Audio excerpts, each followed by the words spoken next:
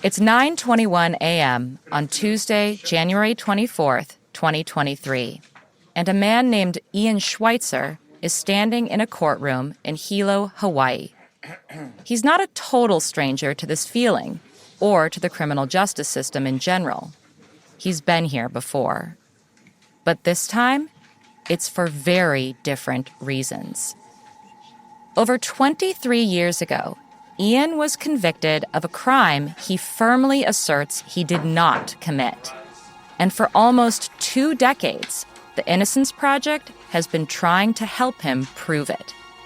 Ian's team, including the legendary Barry Scheck, who co-founded the original Innocence Project in 1992, well, they would spend the next 7 hours stating their case in front of Judge Kubota. Your Honor, this is a critical day in Ian Schweitzer's journey towards justice. It started on October 4th, 1997, when he was arrested and jailed for the sexual assault and murder of Dana Ireland.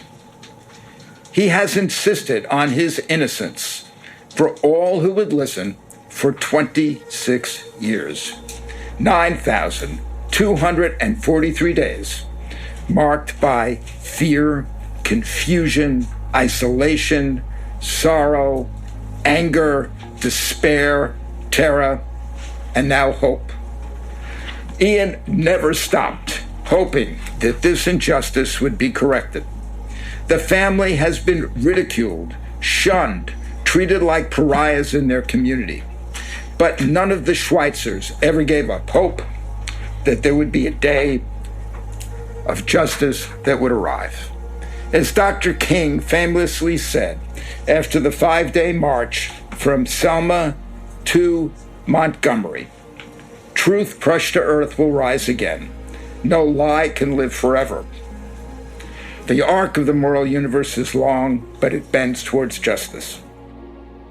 We want to thank the court in particular for the wisdom, guidance, and patience that you've had with all of us over this entire proceeding. We rest.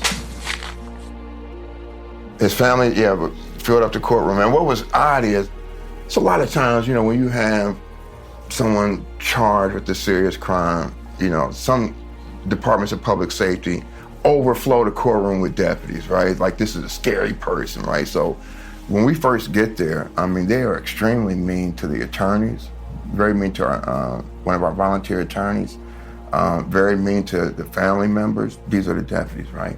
Who believed, at least from my perception, believed that Ian was guilty. And the hearing, as you said, lasted all day, and they had to stay there. They, being the deputies, had to stay there all day. And you could see the more that they heard that evidence, the nicer they started becoming with the family members. The more they heard that evidence, right, the more human they seemed to become. That's Ken Lawson, the co-director of the Hawaii Innocence Project. They have been looking into Ian's case since around 2006. But when Ken started in 2010, he took it over, and ever since, he's been damn near determined to prove his client's innocence. But no one had predicted that today would be the day. Especially not Ian. I think he knew that he was supposed to be coming back for a hearing. He didn't know that he was coming back so soon because he was in quarantine. The Department of Public Services has to fly out to get him and bring him back. And they were saying because of the COVID rules that he would have had to stay in quarantine there, and then when he came back here, he would have to be quarantined in the jail before he could even come to court. The next question was, are we going to get a judge that's going to listen? To everyone's surprise, the judge announces his verdict later that same day. My amazing team broke down everything and just step by step just knocked everything out. My belief was the hand of God was going to vindicate me. I had God's team. There's a judgment of this court that the new DNA evidence, the tire tread evidence, the bite mark evidence, and Sean Schweitzer's recantation conclusively proves that in a new trial, a jury would likely reach a different verdict of acquittal. So therefore, the conviction of Albert Ian Schweitzer for murder in the second degree, kidnapping, and sexual assault in the first degree is hereby vacated, and Mr. Schweitzer shall be released immediately from custody in this court.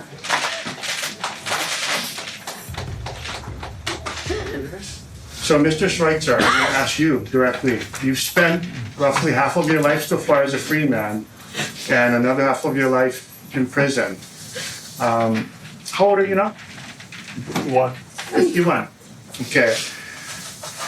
The question is, how do you make up for that lost time? And I'll give you a bit of advice. You live roughly 1/3 of your life. You got 1/3 of your life ahead of you. You can live it being angry and resentful at the process or the people that put you there, or you can live it with a new freedom. All right? I suggest that since you have your whole family here, you hug and love your family and live a fulfilled life and make the best of the next 1/3 of your life. So after we conclude this proceeding, the family of Mr. Schweitzer are allowed to come across the bar. No one else is allowed to come forward to greet Mr. Schweitzer. Mr. Schweitzer shall be released from his shackles immediately. And we shall...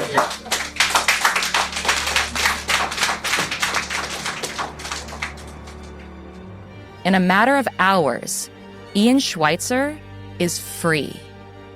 Well, sort of.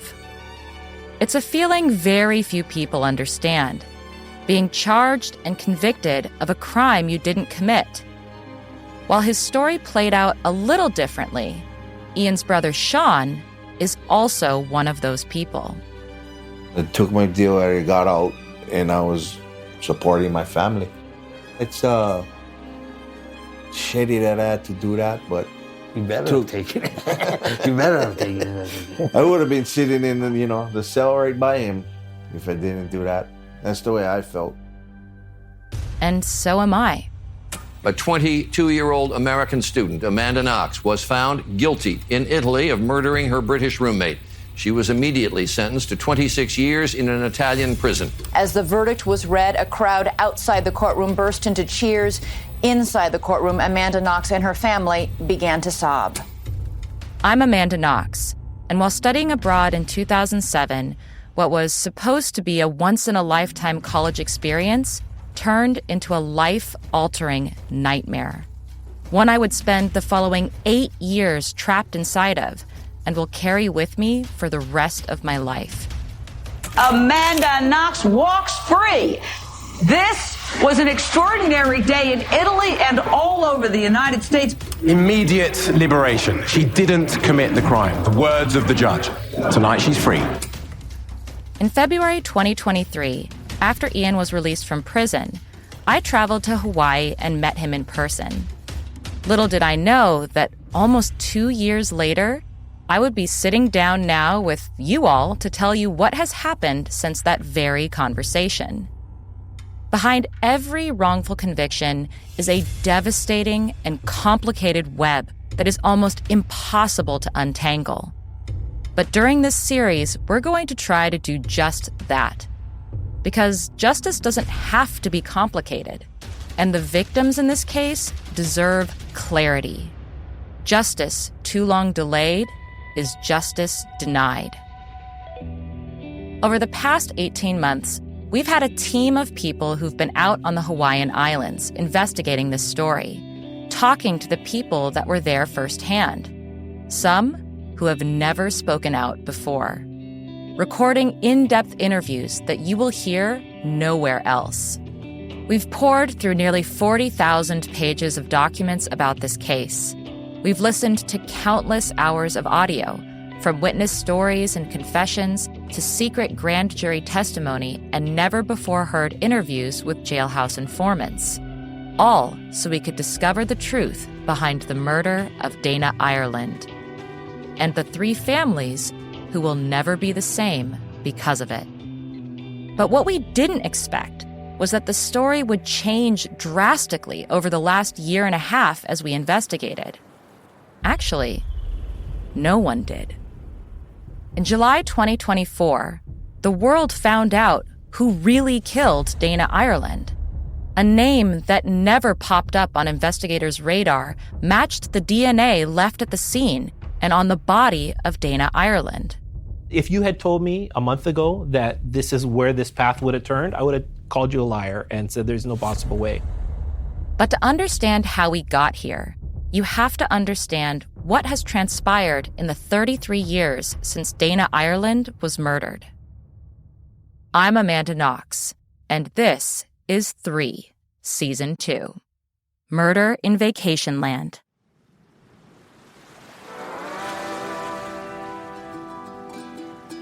We're asking you to come with us to the Big Island to hear the untold story of what really happened to Dana Ireland and how her death impacted the lives of 3 families, the Irelands, the Schweitzers, and the Paulines. We also had DNA on our side. It didn't matter. We didn't even have the car. Yeah. We didn't even have a car. Guilty to proven innocent, huh? No, it ain't Schweitzer. Like I said, I just said that because that's what the detectives wanted.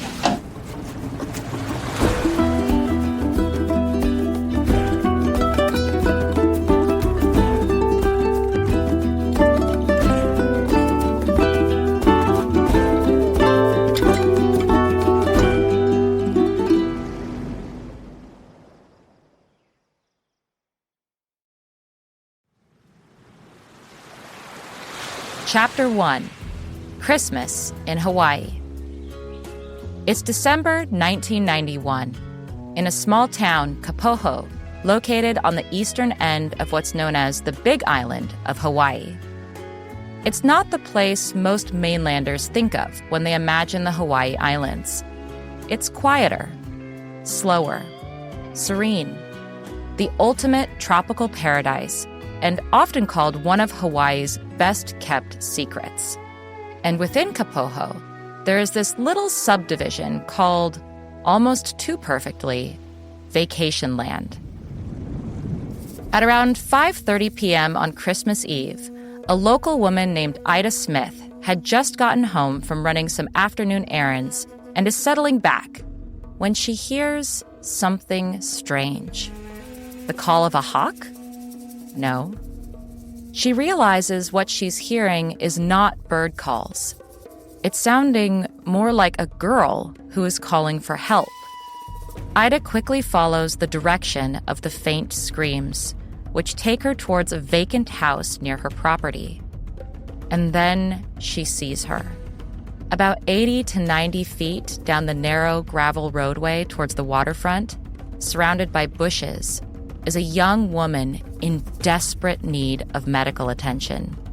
She is barely clothed, and it's clear she is suffering from numerous injuries by the amount of blood on her. And based on her appearance, Ida also believes the woman has been sexually assaulted. She had nothing on. Her jeans she had cut off jeans and they were down around her ankle. And her shirt looked like someone had grabbed it and tore it off her like that. So I got hold of her arm, and I said, "Let me help you up." And she started to scream. Pain. And so I stopped because I didn't want to hurt her. Ida books it to the main road on the other side of her home to flag down the first car she sees. Thankfully, it doesn't take long, and in a matter of minutes, a group of individuals, including a nurse who lives nearby, are down there comforting the victim as they anxiously wait for an ambulance to arrive. And they're praying it won't be long, because the woman's condition is only getting worse. It's obvious she is in severe pain, and through it, she's trying to make words. Some are coherent, some not. But they can make out her name, Dana. By 6:20 p.m., an officer makes his way to the scene, but unfortunately, the ambulance doesn't arrive for another hour.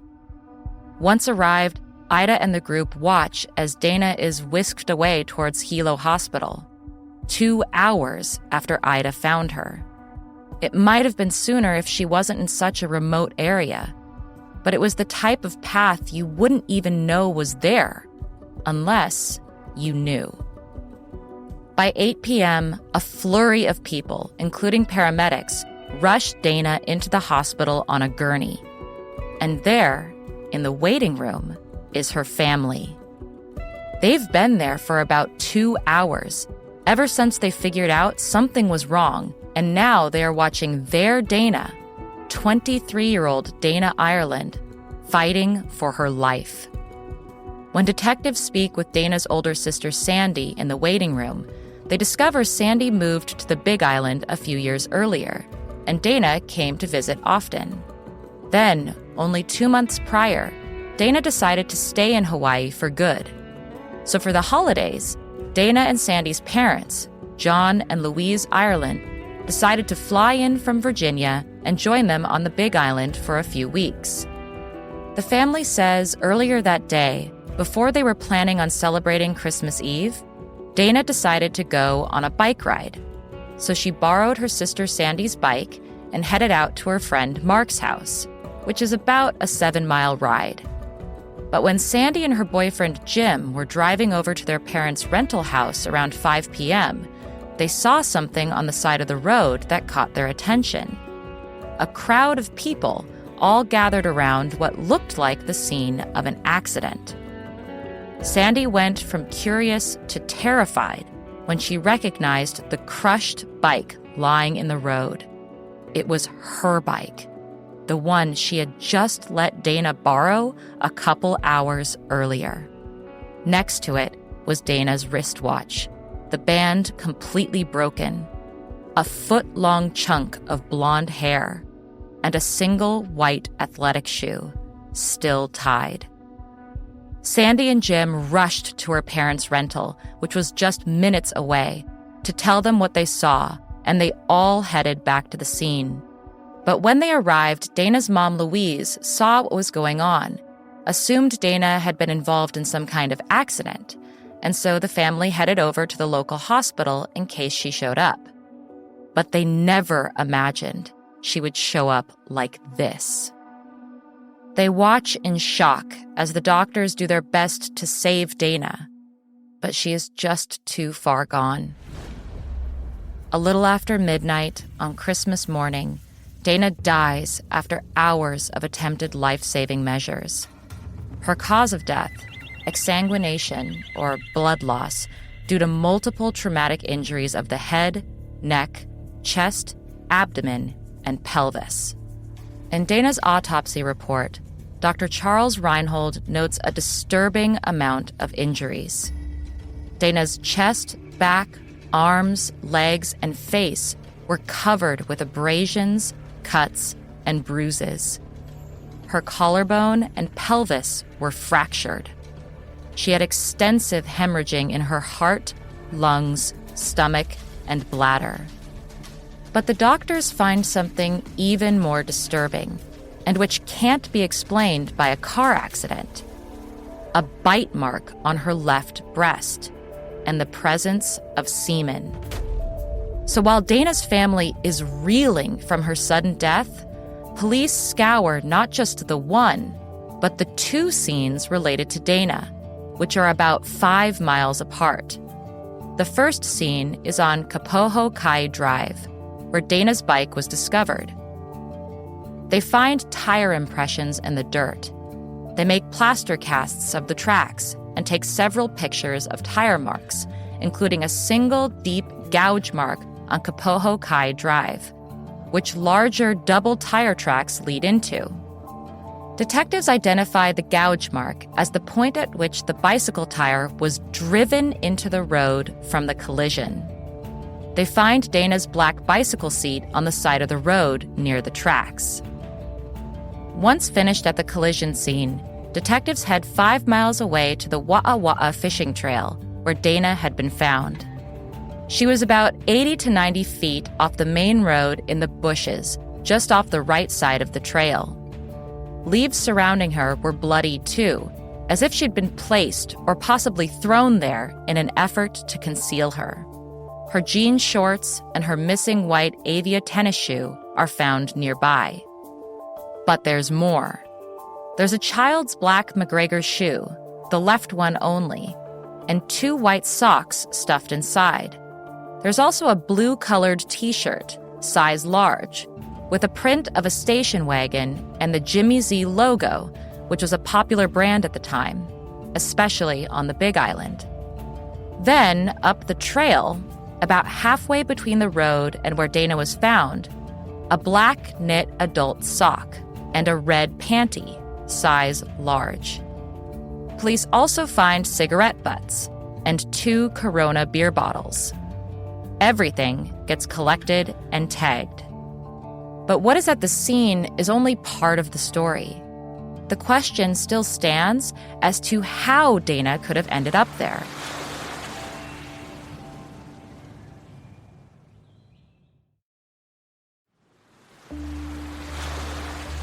After speaking with her family and witnesses at both crime scenes, authorities try to build a rough timeline of events based on everything they know so far, which begins at the home of Mark Evans in Apohika'o at 4:10 p.m. Mark was the friend Dana went to visit on her bike the night of the murder, and he told police that while their relationship in the beginning leaned a little towards the romantic side, they were totally platonic. Sometime shortly thereafter, the police speak to a witness who says they saw a woman who looked like Dana passing places called Shacks and Secrets, both local surfing hangout spots.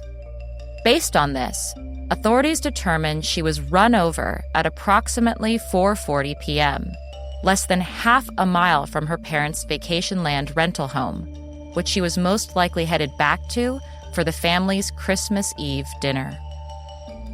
Then, as she was riding her bike, she was struck in the rear by a vehicle heading in the Mackay direction, aka east towards the sea, on Kapoho Kai Drive, which would indicate that Dana was also traveling in the Mackay direction, on the right side of the road, before someone grabbed her and drove away to move her to that isolated area along the trail.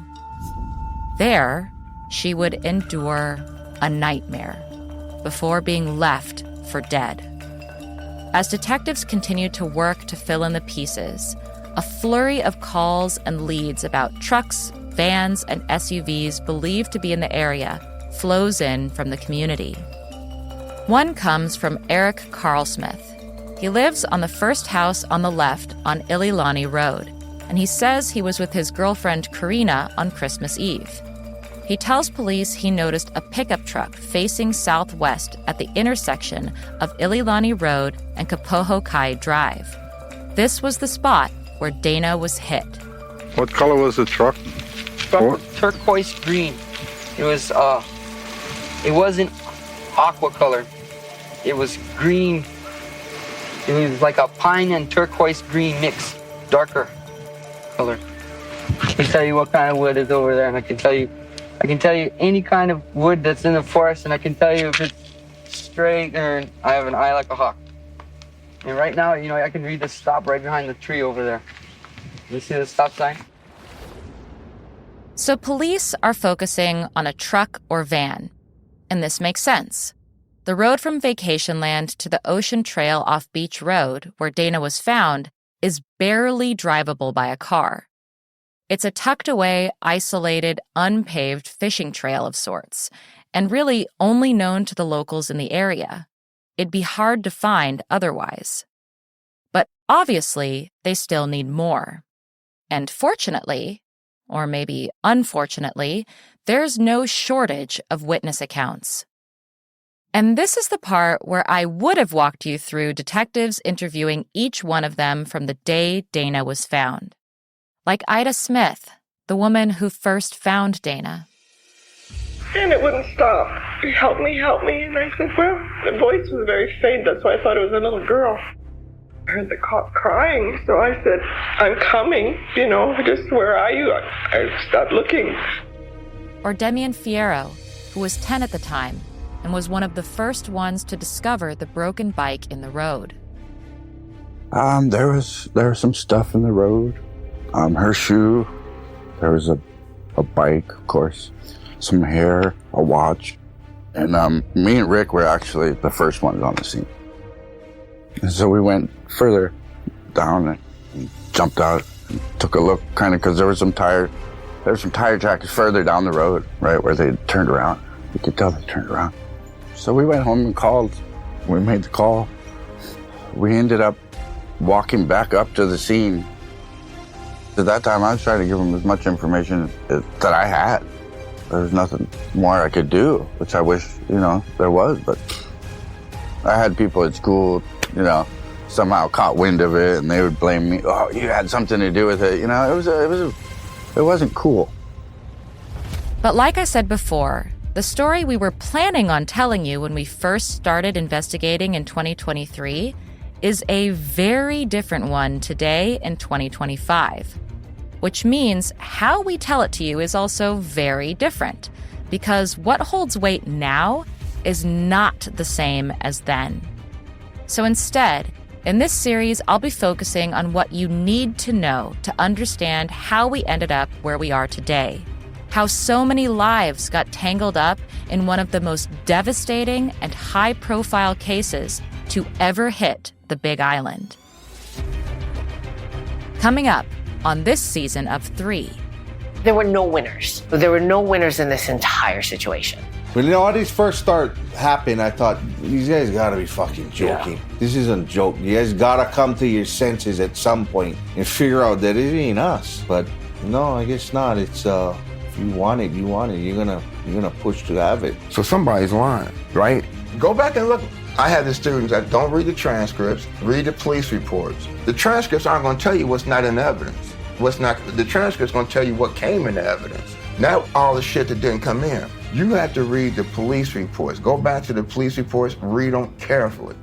And that's how you start reinvestigating the case.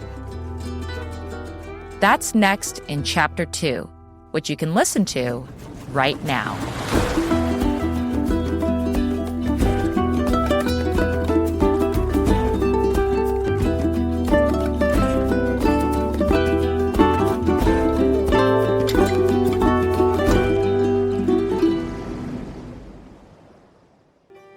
The Hawaii Innocence Project, like all innocence projects around the country, is a nonprofit dedicated to freeing people they believe were wrongly convicted, often by finding exculpatory DNA evidence.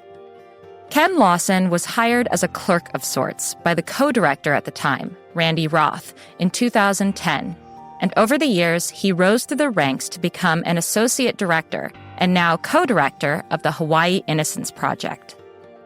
But Ken began practicing law long before then, starting out in 1989 in Cincinnati, Ohio, where he also opened up his own law firm in 1993. His firm handled many high-profile clients throughout 1993 to 2007, like now University of Colorado Boulder football coach Deion Sanders. But what's unique here is that Ken relates to many of his clients now in a way very few lawyers do. He had a successful practice until his license was revoked because of misconduct while addicted to prescription painkillers.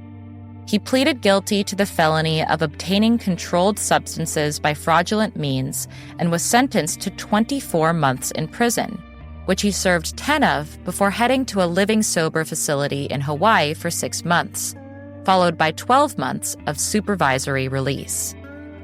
Like when I came out, I was on parole, and so they provided services for me. Even though I had practiced law and all this other shit, man, they still was like, okay, here's how you get a bus pass, here's how you get your Social Security card, here's a list of jobs for you to apply to. If you need to go to counseling, here's your counseling. When you're innocent, they just cut you loose, right? Hey, we're happy for you, goodbye. Not a bus, so you leave, you get a little bus fare, you know what I mean? Okay, how do I get home? When you're guilty, they take you to your front door or to your halfway house, you know what I mean? After Ken became associated with the Hawaii Innocence Project, he eventually joined the faculty at the University of Hawaii Law School, alongside the person who first welcomed him into the Hawaii Innocence Project. Well, that kind of started when Randy was a co-director. Randy put together, for our Innocence Project, a group of former prosecutors. And this is one of the cases the students presented. They were presenting actual cases where we believe our client's actually innocent. They would present them to former prosecutors and get their feedback and stuff like that. We had some guest students. There were about 100 students total in that class. Jenny Hinch, who used to run the Hawaii Innocence Project, she found out that I used to practice criminal law, so she offered me a position, and she said, you can come and work as a clerk, in the Innocence Project, for $12 an hour. I'm like, well, as long as I don't go back to prison, I'll come and work for $12. But I went in, and that's how I started, and that's when I met Ian. Ian was the first Innocence Project client I talked to over the phone. And so it was interesting because he was in prison. I had just gotten out. Since first looking into this case, Ken Lawson and his team at the Hawaii Innocence Project have spent a lot of time in the case file from the investigation. They wanted to know exactly how we ended up where we are today, how so many names got thrown into this mess. Because remember, we're not even to an arrest yet, let alone a conviction. And that's because, as Ken Lawson sees it, from the very beginning, these witness interviews weren't exactly handled appropriately. I'm Amanda Knox, and this is 3.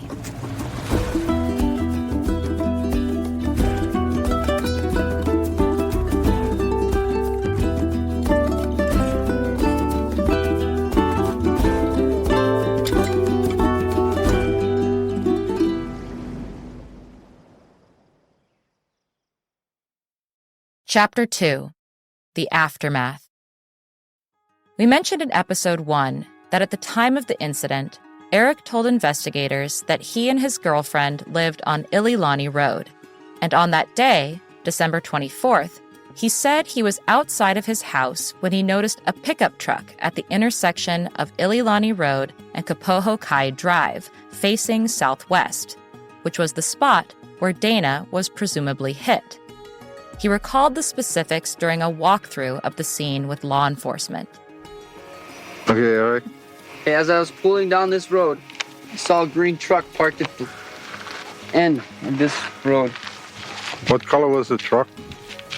Turquoise green. It wasn't aqua color. It was green. It was like a pine and turquoise green mix. But when investigators interview Eric again, that's not all he claims to remember. Now, he's saying he can even remember what the driver specifically looked like. A little shorter than me, and I'm 5'10", so he's probably about 5'8". He weighs about 230, 240 pounds. He's got a big pot belly, and he has tattoos on him.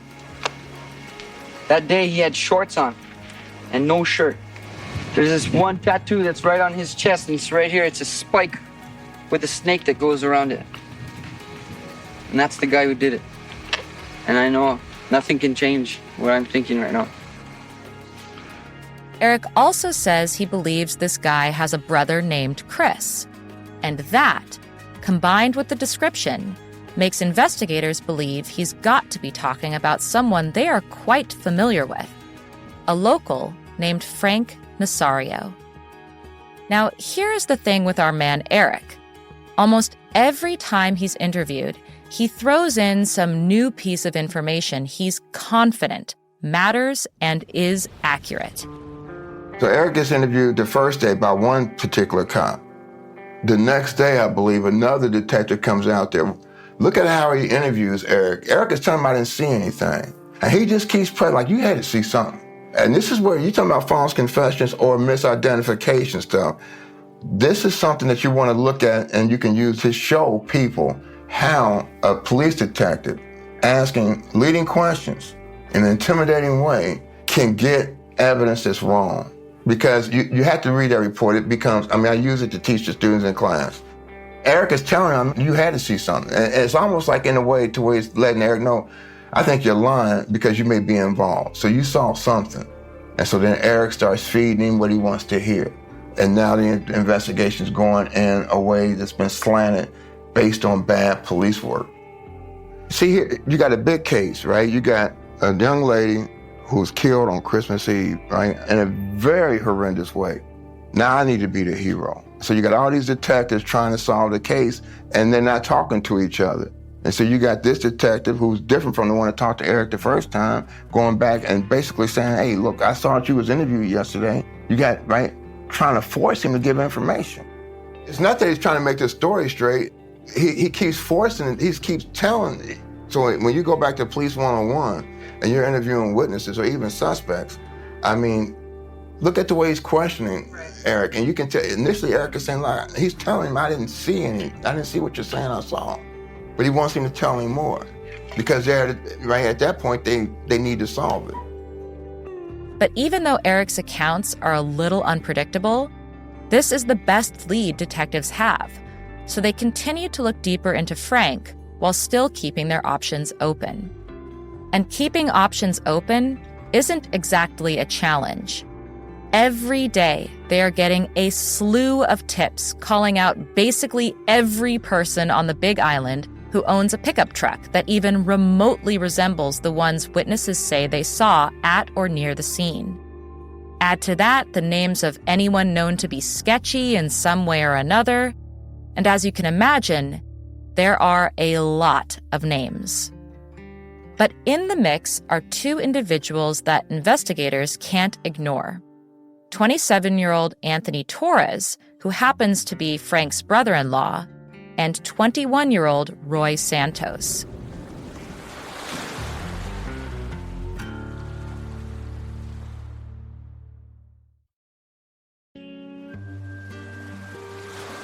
Between Frank Nasario, Anthony Torres, and Roy Santos, detectives now have what they believe to be 3 viable suspects for different reasons.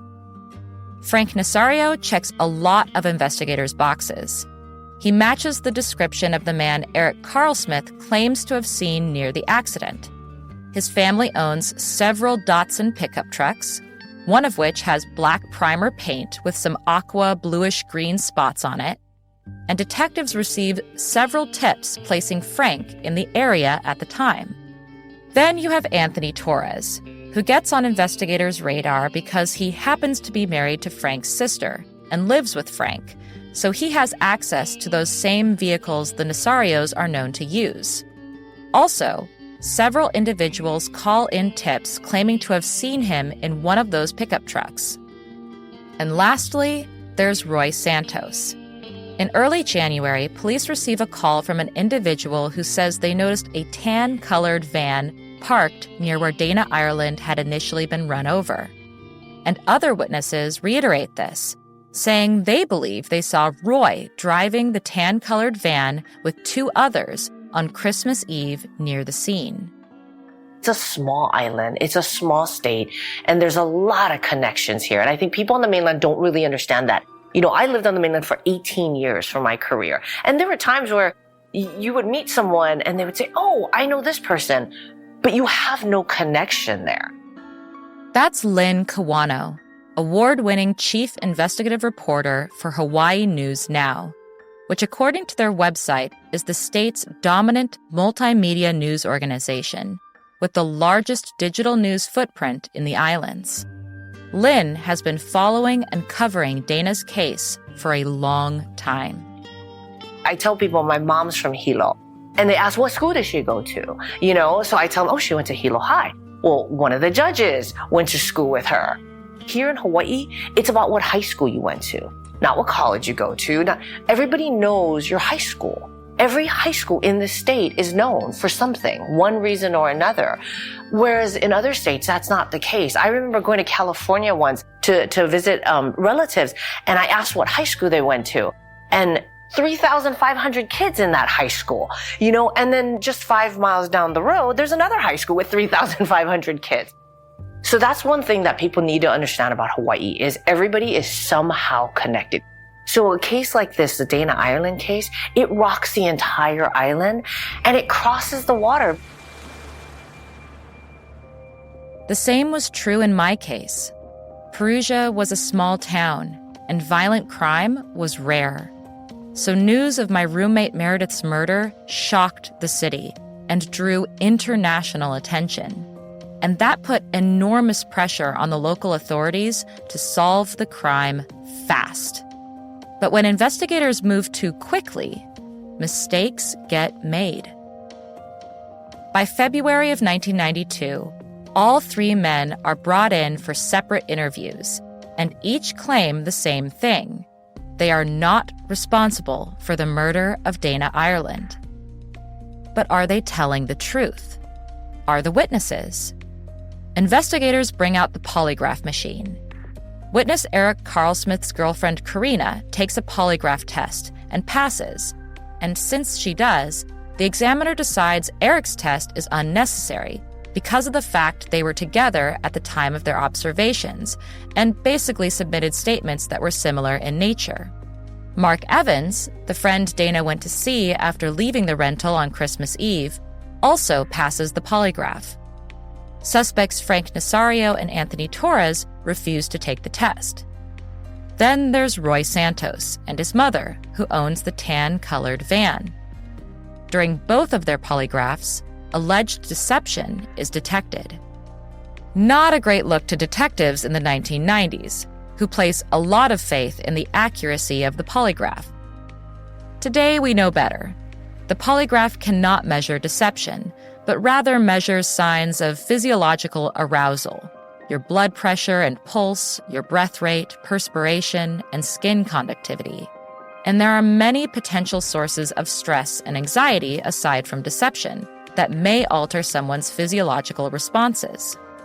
This is why polygraph results are typically inadmissible in court. Still, many lay people and those in law enforcement continue to put unwarranted faith in the accuracy of the polygraph, which so often can send investigators down the wrong trail and derail justice, as we'll see in this case. After interviewing their three prime suspects, investigators also collect DNA samples from them. Well, from who they're able to. Roy and Anthony comply with the detectives' requests, including a search and collection of samples from their vehicles. But Frank is not playing ball. So for the next few months, investigators are in a bit of a waiting pattern as their samples are being tested. But by July 1992, any hope investigators have that the DNA samples will bring them and the community the answers they're craving is dashed. The FBI lab says that none of the DNA collected from the vehicles in question matches the DNA from the crime scene and from Dana's body. They've hit a dead end. The police keep an eye on Frank Nasario, Anthony Torres, and Roy Santos, but for almost a year, there are no major movements as detectives continue to hit wall after wall. All throughout this time, John and Louise Ireland, who are both approaching 70, continue to make the exhausting 4,800-mile commute between their Virginia home and Hawaii, hoping each time that maybe today will be the day they get justice for Dana. If they had a trial, I would certainly want to be there, and I would want to look at the person that did this in the eye. I hope they don't think they're going to get away with it, because soon or later, they will be caught. I have that much faith that they will be caught. I would like to see anybody who has any factual information about Dana's murder to please go to the police. Don't hide it, whether from fear or anything else. It's passing by these areas every day where this happened, and then also knowing that these men who did this are still walking around the street. As long as I live, though, I'm never going to let it die. And locals are vocal about their own frustrations with the investigation. We want accountability here, and we have not gotten that from Police Chief Vieira, and we want him, well, I should say I want him replaced. These detractors that are complaining about these unsolved cases, they make no mention of the fact that in 1991 we had 5 homicides and we solved them all. In fact, we solved 6 that year, 1 from the previous year. Dana's father, John, keeps the pressure on the investigators, praying they're onto something soon. But he's tired of waiting. The Irelands also pursue a lawsuit against the state and county for their delayed arrival to the scene to help Dana on Christmas Eve in 1991. They ultimately settle out of court. But no amount of money can make up for what the Ireland family lost. They don't want this. They want Dana. Or at the very least, answers as to why they no longer have her. By 1994, 2.5 years after Dana's murder, despite numerous leads, tons of interviews, no arrests have been made. But rumors continue to swirl on the Big Island. Indict Dana Ireland's murderers bumper stickers are spotted on vehicles on the island as the pressure to find the killer has only intensified. Then that spring, the case takes a turn. A suspect has come forward to police saying he was in the car with 2 other men who ran down, raped, and left Ireland to die. We have them under surveillance. We're aware of their whereabouts. On May 23, 1994, lead detective Stephen Guillermo gets a call from a man wanting to talk to him because he says that this guy, Frank Pauline Jr., and 2 brothers, Ian and Sean Schweitzer, are connected to the murder of Dana Ireland.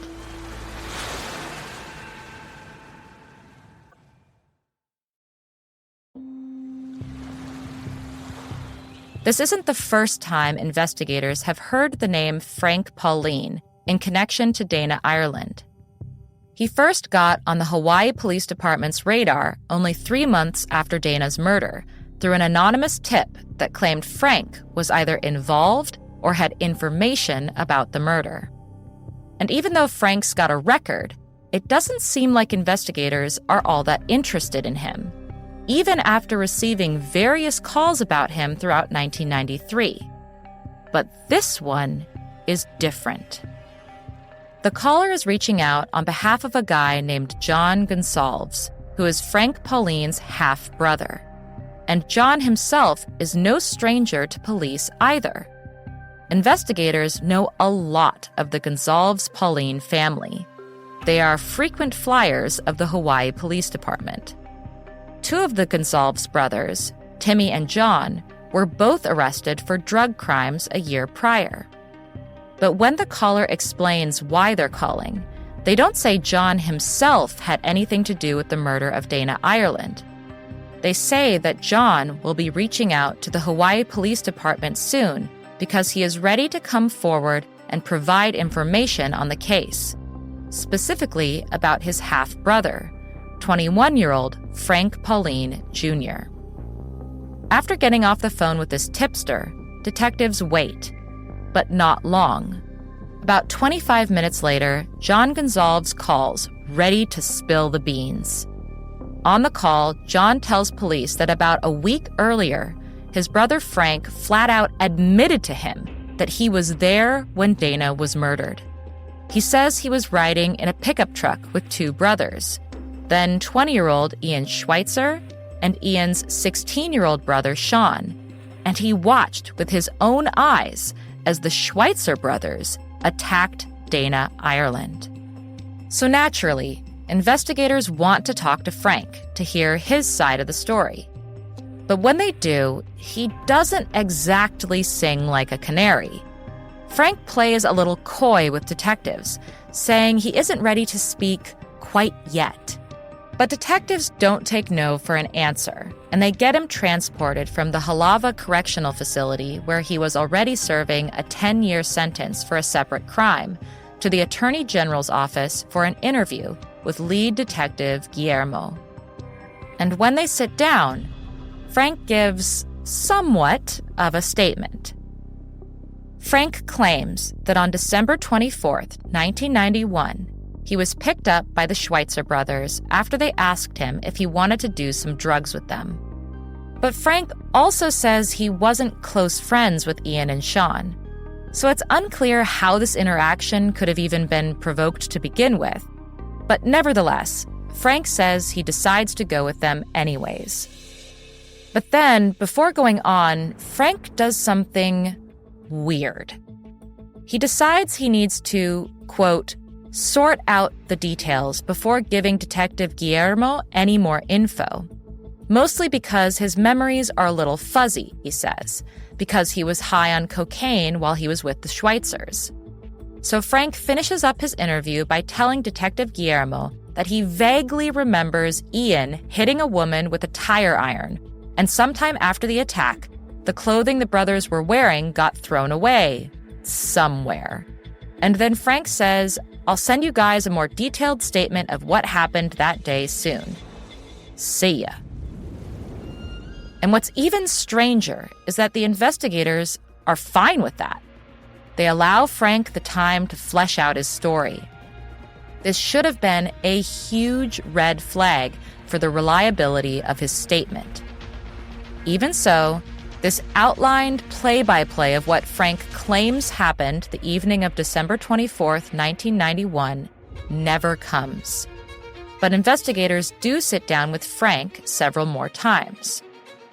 Now, to understand anything about the next conversations investigators have with Frank, you need to understand the culture of the Big Island, the one Lynn Kawano told us about when we first met. The Gonzales, right? They are related to Frank Pauline. The Frank Pauline family grew up near the Schweitzer family. Everybody is somehow connected in Hawaii. And you're going to see them again. And you're going to be part of their lives again. At some point, you're going to cross paths.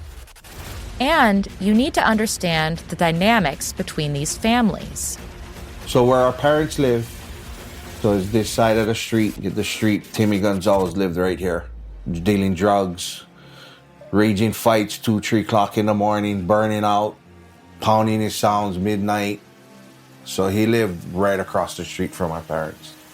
I mean, John Gonzalez is the mastermind behind it all. I mean, I hope you guys can really research and dig and find out how much deals the prosecutor gave out. So Frank calls the police. And so when Frank initially tells his story, they really don't jump on it because they got these other suspects out there where the evidence is pointing to. When those suspects take the fifth and don't want to give any statements and stuff like that, when that happens, they go back to Pauline, right? We're all dried up over here and we're getting all these pressures to arrest somebody. What was that story Frankie was telling us a couple of weeks ago?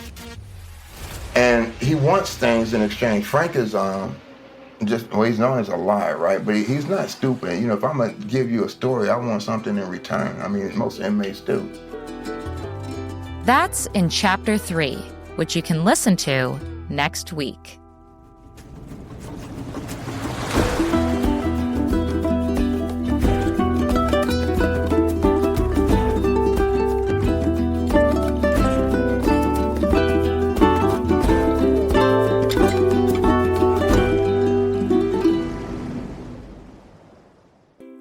I arrived in Hawaii the day Ian Schweitzer was released from prison.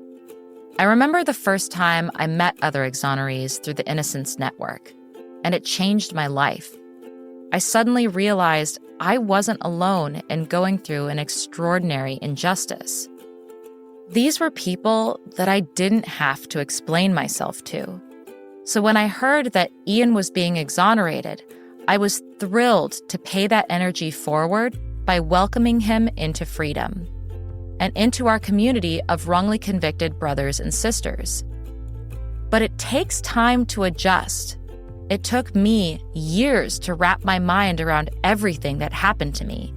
And so it wasn't until July of 2023 that our team went back to the Big Island and to Fern Forest, a small community of 1,000 or so, about 45 minutes south of Hilo, to talk in depth with Ian and his brother Sean.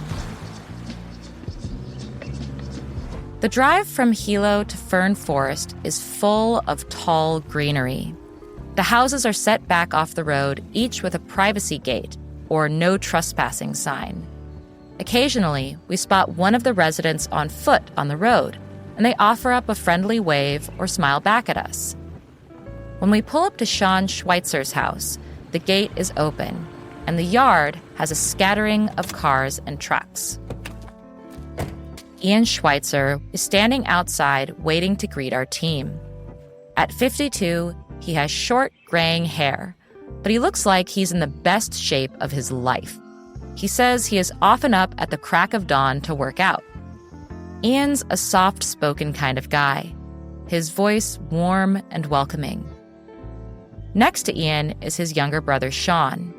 He's taller than Ian, with a goatee and long hair tied back. He's initially a little closed off. His arms are crossed at first, and he's quiet. But he eventually warms up and is every bit as kind and welcoming as Ian is. This is actually kind of far from where we grew up. We actually grew up in Pahoa. So it's a little warmer climate, more down the hill, yeah. Small town, very, very small town back then, yeah. Late 70s we moved over here. Yeah, for, I guess my dad felt he could see what was kind of coming in Oahu and he didn't like it, so he moved us out to the country. Yeah. They pretty much retired early too, kind of like on semi-retirement when they were young, so. Yeah. Less stress, less bills. During our visit with Ian and Sean, we asked them every question under the sun, trying to understand how they became involved in one of the most notorious murders in Hawaii history.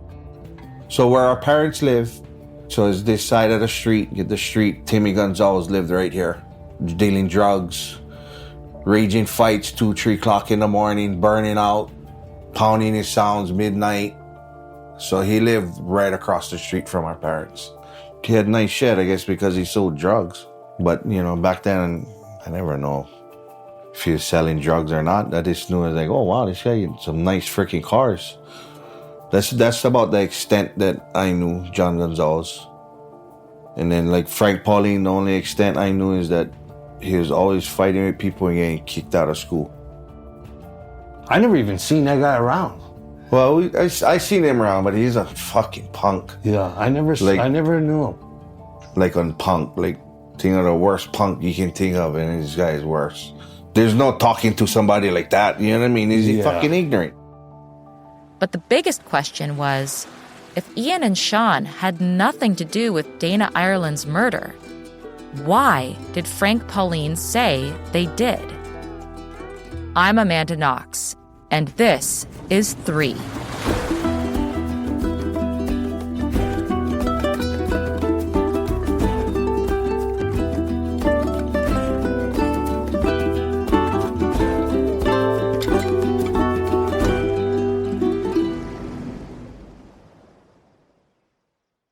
Chapter 3, Family Feud. In June of 1991, about 6 months before Dana Ireland was murdered, Ian and Sean's mother, Linda Schweitzer, actually filed a police report against one of the Gonzalez boys, Timmy, claiming he was threatening to fight the Schweitzer family and was throwing rocks at the Schweitzer home. That's about as far as any type of interaction between the families went. While Linda Schweitzer worked for the prosecutor's office, and Jerry Schweitzer, their father, was your quintessential neighborhood dad, the Gonzalez were known throughout the area to be notorious for selling and using drugs. Fast forward. Almost 3 years after Linda Schweitzer filed her report against Timmy, John Gonzalez calls the Hawaii Police Department and says his half-brother Frank Pauline told him information about Dana Ireland's case, that the Schweitzer brothers killed her.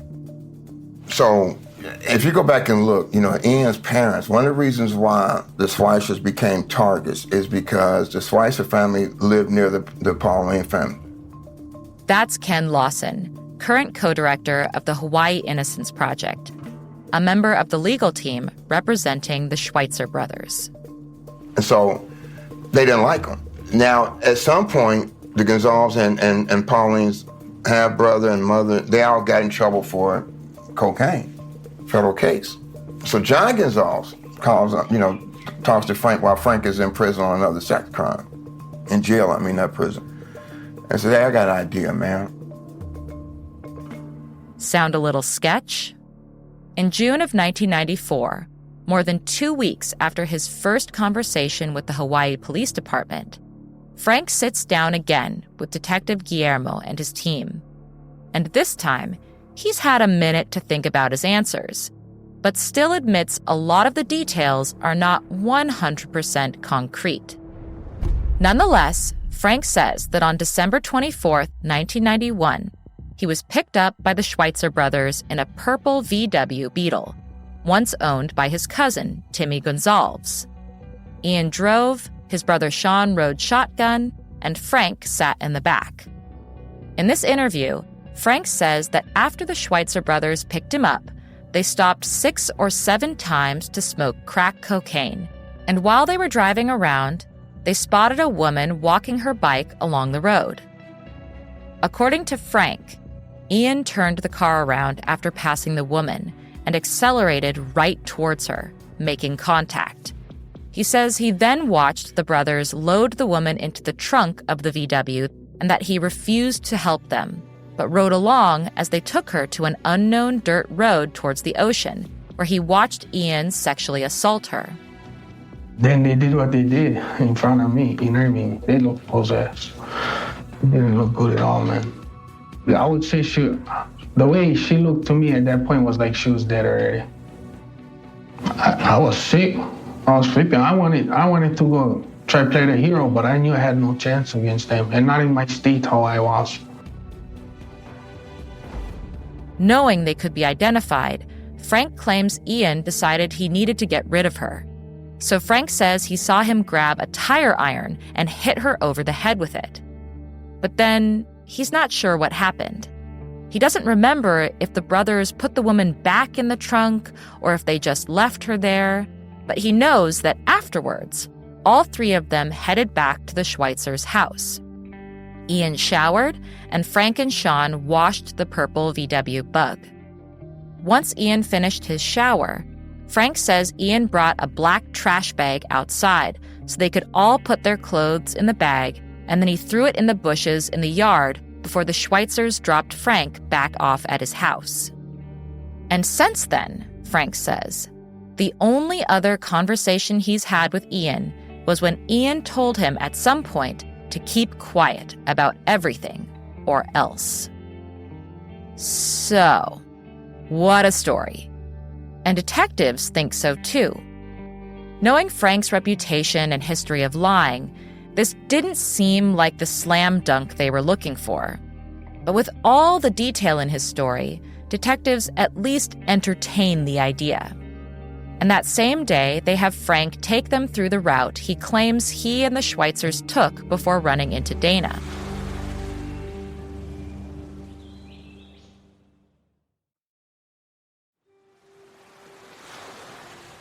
Starting at Frank's house, Frank takes detectives through their drive that day, vaguely pointing out key spots.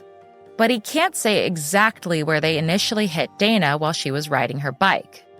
But either way, the more Frank talks, no matter how specific or general he is, the more police are feeling confident about his story. But at the same time, remember, Dana's case by now has made national news, and everyone on the island knows the details, including the locations. So this isn't exactly exclusive information. Nonetheless, detectives turn their attention to the Schweitzers, and specifically to the VW Bug. They speak with the Gonzalves, who say that Ian bought the VW from their family, and while they aren't exactly sure what date, they know it's sometime in 1991. 57 baby windows. Yeah. One of my baseball coaches, he ended up with that car. They built that car. Yeah. And his son drove it to high school. All through high school. All through high school. Timmy bought it from them. Huh? Yep. Timmy bought it from them. Timmy Gonzalez, the drug dealer at the time, paid a lot of money for it. But when Ian Schweitzer decided to buy the VW Bug, he claims it wasn't from Timmy, even though the Gonzalves say he did. He says he bought it from a guy named Shannon, who bought it from Timmy, and Ian bought it to add to their already growing collection. I think I started collecting when I was like 11. He had a paper route when he was young. Yeah. So he I was a hustler. Yeah. He had his paper route going, and he started buying Volkswagens. Not just Volkswagens, he bought other cars too. Yeah. But Volkswagens were a lot cheaper to get back then. Yeah. Now they're kind of ridiculously high, but I think we were always into cars because my parents, my dad, he was very mechanically inclined, owned some auto shops and stuff. So when they moved us to the Big Island, they sold their shop and then moved over here and just kind of retired. Yeah, he used to still do cars on the side though, like extra cash and. Yeah. So on June 26th, detectives receive a search warrant and head to the Schweitzer household to check their place out, and specifically the VW Bug. I think my mom called me, said the cops are here and they're taking your brother's Bug. I was like, what? She said, get down here, the cops are here, they want to talk to you. So I loaded up my 3 kids, my wife, and we went down there. And they had the Volkswagen on the car carrier, loaded up, and then asked me if I would go down there and talk to them. And I was like, okay, well, what? So they said, oh, we'll just talk to you down at the station. When Sean first arrives at the Hawaii Police Department, accompanied by his father, Jerry, he isn't 100% sure what is going on until detectives start questioning him. If I knew who Frank Pauline was, and if I heard about Dana Ireland, stuff like that. I remember seeing it on the news, and that was it. I was like, oh. I never gave it a second thought. I mean, I was like, bummer. Next, they ask Sean what he was doing on December 24th, 1991. I was like, well, are you fucking serious? When all these first happened, I thought, these guys gotta be fucking joking. This isn't a joke. You guys gotta come to your senses at some point and figure out that it ain't us. But no, I guess not. It's if you want it, you want it. You're gonna push to have it. Sean tells investigators that on December 24th, 1991, he was at home. He says that he can't say for sure where Ian was, but he knows for a fact that he himself was home, because that's where he always spends his Christmas Eves. Investigators also talk to Sean's dad, Jerry, and when they ask him about why the Gonzalves would implicate his sons, he tells them everything we currently know, that their families did not get along, and specifically John and Frank's cousins, Timmy and Wayne, tried to start fights with the family and broke a window at their house. When Sean's asked to take a polygraph, initially he is skeptical, not trusting the machines, but later changes his mind, offering to take the test a different day so he can get back to caring for his children. We had the 3 kids already. The kids, my daughters are babies. Next stop was Sean's brother Ian. 3 days later, the Hawaii Police Department gets a hold of him while he's living in Kauai working in healthcare. To those who know Ian, like his sister-in-law Treaty and Randy Roth from the Hawaii Innocence Project, this work suited Ian. He's working in a hospital, CNA, and I'm sure he would have been an LPN and RN, and I'm sure he couldn't have been a doctor as smart as he is. Yeah, that's what he would have been, I would have thought. He had been working as a nurse, which once we got to know him just seemed like a perfect occupation for him. Fit him. And like Sean, Ian remembers hearing about the murder of this young woman in Vacation Land, but didn't give it a ton of thought at the time either. I definitely remember it, but I don't think I really thought of it, thought too much about it. When I was working at the hospital and stuff, it's like the average person, they get caught up so much in their life, just work, pay bills, take your kids this, boom, boom, boom. And you don't really think too much of the judicial system, or you really don't have time to even hear about it, until it affects you or one of your family members. Yeah. And then you'll learn what the system is really about. I got so caught up into the simple life, I actually lost my simple hustle, of legitimate hustle, extra spare job on the side and stuff, because you get comfortable. Ian remembers pretty clearly where he and Sean were at on December 24th, 1991. We were in Paradise Park, Hawaiian Paradise Park, and my cousins and my uncle who I was working for at the time, I was gonna get my own paycheck. He owed me money. And then it was Christmas. Going over there with family. We went over there, we ate, he was in the house with the cousins and I was outside drinking with my uncle. I was pretty much underage, but, I was drinking some beers with my uncle. Merry Christmas, Yeah. And then we had to be home at a certain time because our niece was at home and she was like 3, I think, and she was going back to her mom. So we had to, be there for the, goodbye. They came up and pulled me out, yeah. Got me, took me to the police station, questioned me. In Kauai. In Kauai. I was kind of tripping, I was like, I was in shock a little bit blank. But I just couldn't believe it. Regardless of their whereabouts that day, the biggest mystery of all is how could Frank claim they were all in Ian's 57 VW Bug that day back in 1991, when Sean and Ian claim they didn't even own it until 1992? Don't forget, don't leave that out. We all were in this car that didn't have possession yet at the time of the crime. Ian and Sean's father tells investigators that the purchase wasn't made and the title wasn't transferred until sometime in February 1992. So remember, Frank and them was telling the story years later, so they don't know exactly when Ian purchased the Volkswagen. They're assuming he had it at the time that Dana was killed, but he didn't. You follow what I'm saying? So Ian kept trying to say, look, I didn't purchase the Volkswagen until after Dana was, it couldn't have been, one, it wasn't a Volkswagen, but two, I didn't own it. That should clear everything up, right?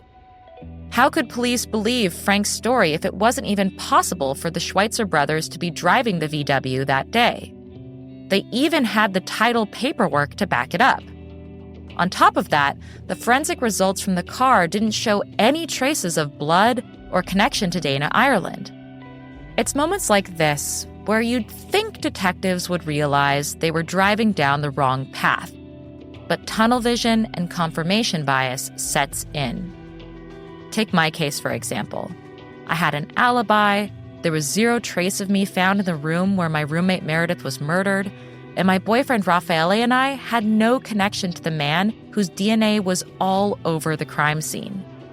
But the investigation was biased by misinformation early on, and it led authorities to ignore these huge problems with their theory and press on regardless. That's just what detectives did with Ian and Sean Schweitzer.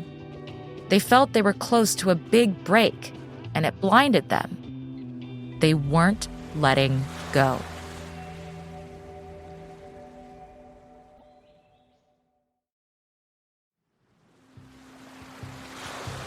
Thanks to Frank Pauline's confession, detectives feel they can now confidently clear their original 3 suspects: Roy Santos, Anthony Torres, and Frank Nasario.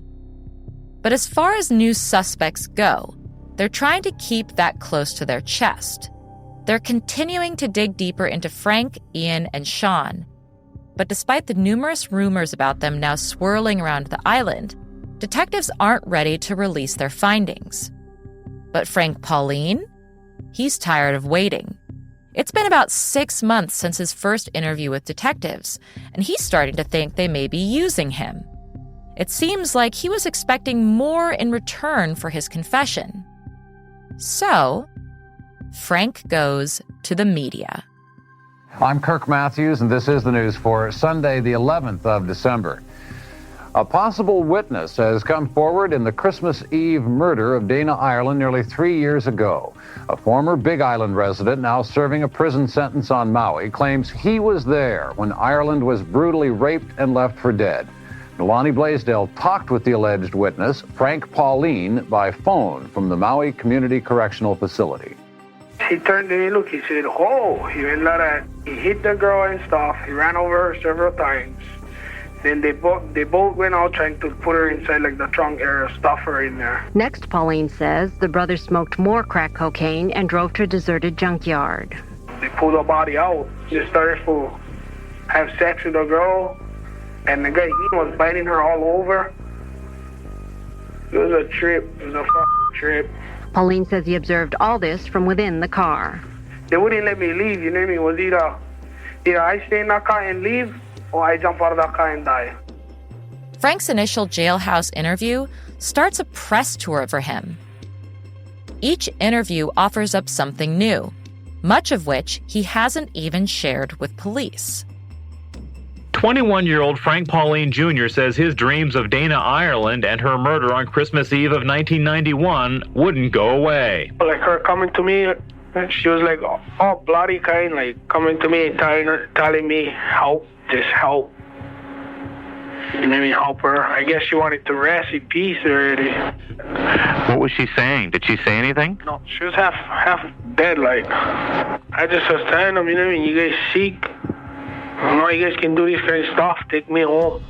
She was telling me, shut up. You better not say nothing. I couldn't stop nothing that was going on. Because if I would have tried, I would have ended up being right next to her. I don't care about the money. As far as I'm concerned, they can have their money. All I like is those two guys go in jail and they suffer. Money? Oh, yeah. There is a $25,000 reward offered up in regards to Dana's case. And remember, Frank Pauline also has family members in jail and would love to see them released. Here's Ken Lawson again. Hey man, you know what? One thing I tell my students about criminal defendants, I mean, you have a lot of fun with some of these people, man. You never meet, they're not the same and they're always personality. So John's like, hey, why don't you help get the family out of trouble? Why don't you say that Ian and Sean, that you got information on the Ireland case, that Ian and Sean killed them. You were there as a witness, and help us get everybody off the hook. Now, Gonzalez also knows at this time, John, that there's a $25,000 reward, I believe, being offered from the Ireland family. But he ain't mentioning that. I don't know what he told Pauline, but I don't think he would have told Pauline. So Frank calls the police. And so when Frank initially tells his story, they really don't jump on it because they got these other suspects out there where the evidence is pointing to. When those suspects take the fifth and don't want to give any statements and stuff like that, when that happens, they go back to Pauline, right? We're all dried up over here and we're getting all these pressures to arrest somebody. What was that story, Frank, you was telling us a couple of weeks ago? Yeah, so now Frank is, and he wants things in exchange. Frank is he's known as a liar, right? But he's not stupid. You know, if I'm gonna give you a story, I want something in return. I mean, most inmates do.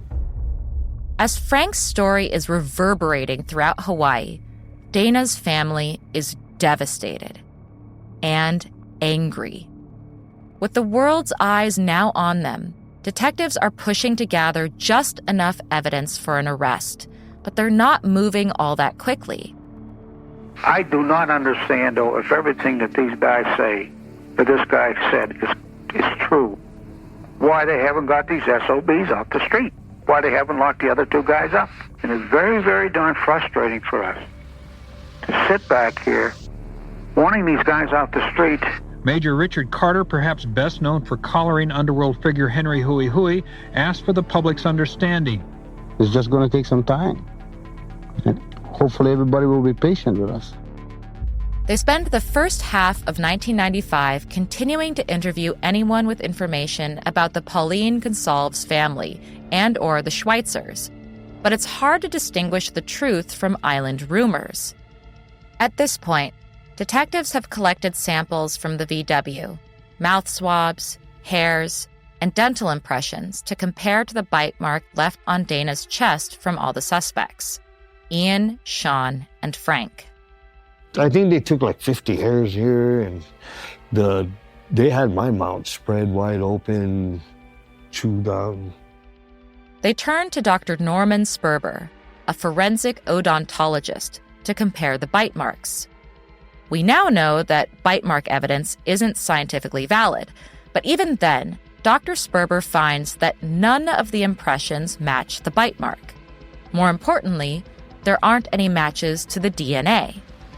Frank's story also continues to change, and theories start to swirl around John Gonsalves' initial call to the Hawaii Police Department and Frank Pauline's confession, and maybe how they benefit from it. In November of 1993, about 7 months before John made his phone call, John and his mother Pat, alongside his cousin Timmy and a few others, were tied to the largest cocaine conspiracy case in Big Island history at the time. And the family was in real trouble. They were facing charges of conspiracy to promote a dangerous drug in the first. 8 pounds, money laundering, tax evasion, welfare fraud. The mom had same charges. So, people are starting to think that Frank's initial confession was designed to benefit the Gonzalves, especially when, in the spring of 1995, John Gonzalves agreed to a plea bargain with a reduced sentence, probation and 90 days in jail. Their mother's charges were dropped too. The war between the Schweitzer family and the Pauline Gonzalves family is now on display for the public to see. Sean spoke to the media at the time while all this was unfolding. I have no idea. I don't even know him, you know what I mean? This is all like sudden and really disturbing and stuff, yeah. Did he have a grudge? Was he out to get you? Yeah. What was that about? Grudge. Basically they're lowlifes.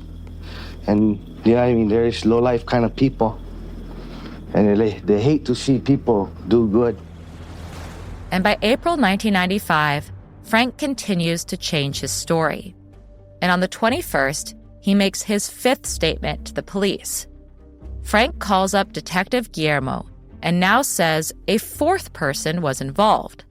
Frank says he saw his brother, Wayne Gonzalves, sexually assault Dana Ireland, and he immediately decided to run away and didn't return until 30 minutes later. So he can't really speak to anything else that happened during that time.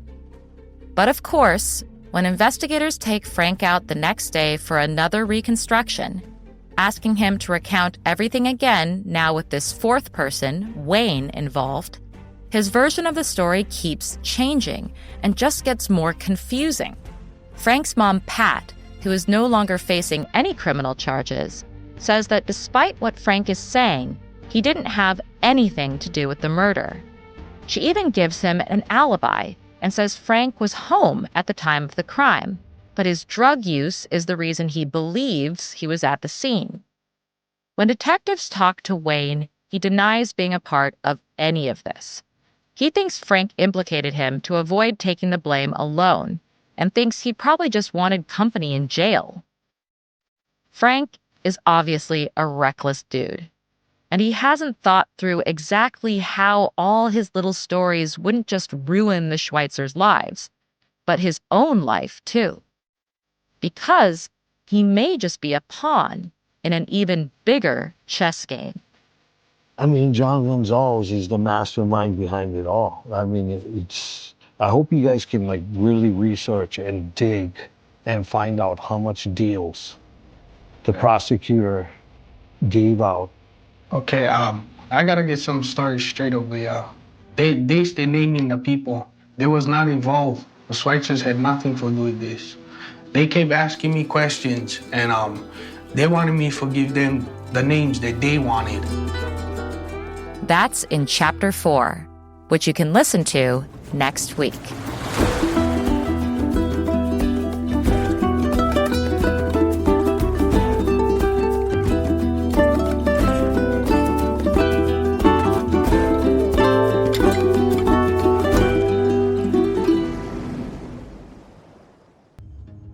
The year 1995 has come to an end, and as far as the Irelands are concerned, they're no closer to getting justice for their daughter.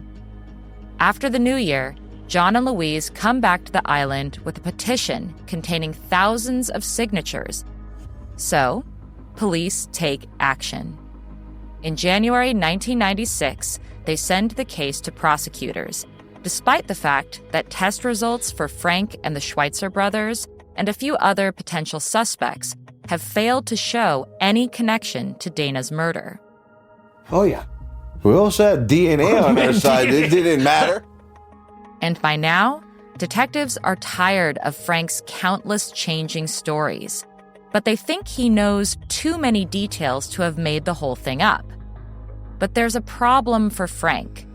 Though he expected to be treated as a witness after implicating the Schweitzer brothers, he eventually realizes that he's in potentially just as much trouble as they are. So, he changes his tune. The reason why I said that, like I said, the detectives really wanted me to say what they wanted me to say. And I kind of, you know what I mean, I feel hurt for the family and stuff, but these people, I don't know what is the detectives, what is their problem, but you know what I mean? They told me what to say, so I said them. I just said what they wanted me to say. Throughout 1996, the Schweitzer brothers are trying their best to maintain a normal life. Not only have they been living the past year under a police microscope, but thanks to Frank's confession and his media tour frenzy, the public has their eyes on them too. And to the Islanders, these men were bad news. We had wanted dead posters. Yeah, put up in Poha town. The media, anytime we went to any little thing came up, they ran it in the front page. I bet you go count how much times it was in the front page. You get about at least 100. While the brothers want nothing to do with the spotlight, Frank wants everyone to know his name and his story. But his story isn't what people are coming to believe. They think he's just as guilty as the Schweitzer brothers. So Frank decides to call up the one resource that always seems to listen: the media. It's time for him to clear some things up, but not just about his own involvement. You know what I mean? I was there at the wrong place. You know what I mean? The wrong time, and I know I was involved. That's what I really wanted everybody to know. Because right now, everybody stay hearing, you know what I mean, bad publicity about me. They're making them seem like I was involved when they're wrong. Were you in the Volkswagen, though, with the Schweitzers at any point? I was in a Ford Cavalier station wagon. And the detectives know that, too. They got verification on that. So basically, as far as your connection with Dana Ireland, what did you see? You saw her on the road? What did you see? Wow. No, see, there was... Like I said again, they made me say a lot of things they wanted for here. It was mostly all fabrication, I would say. I'm Amanda Knox, and this is 3.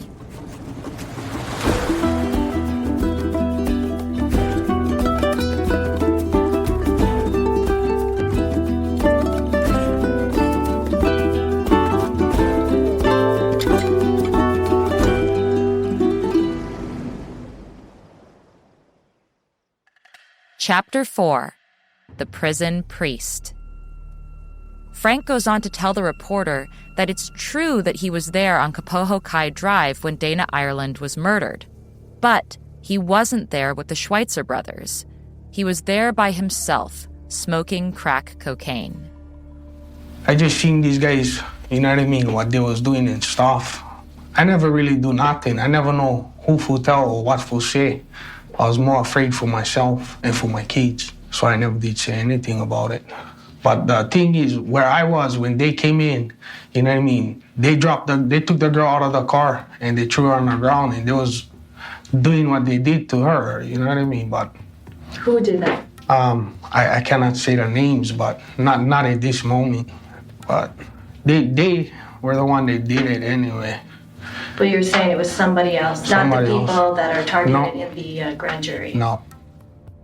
When investigators meet with Frank at Oahu Prison on July 6, 1996, after his public recantation, he gives investigators this new story and a new name. But here's the thing.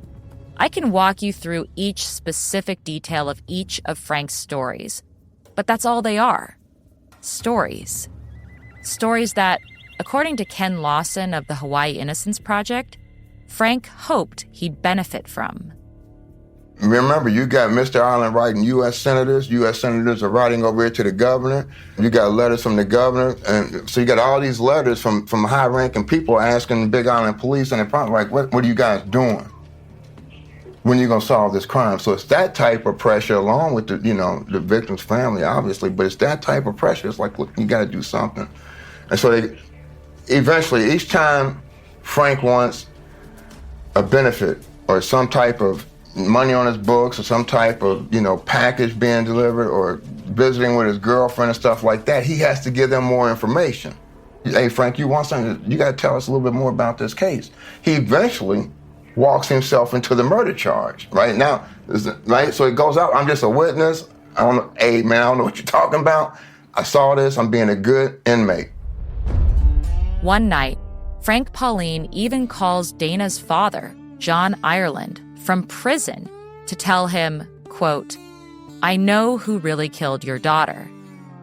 And John tells investigators that this conversation ended with John telling Frank, quote, "You son of a bitch.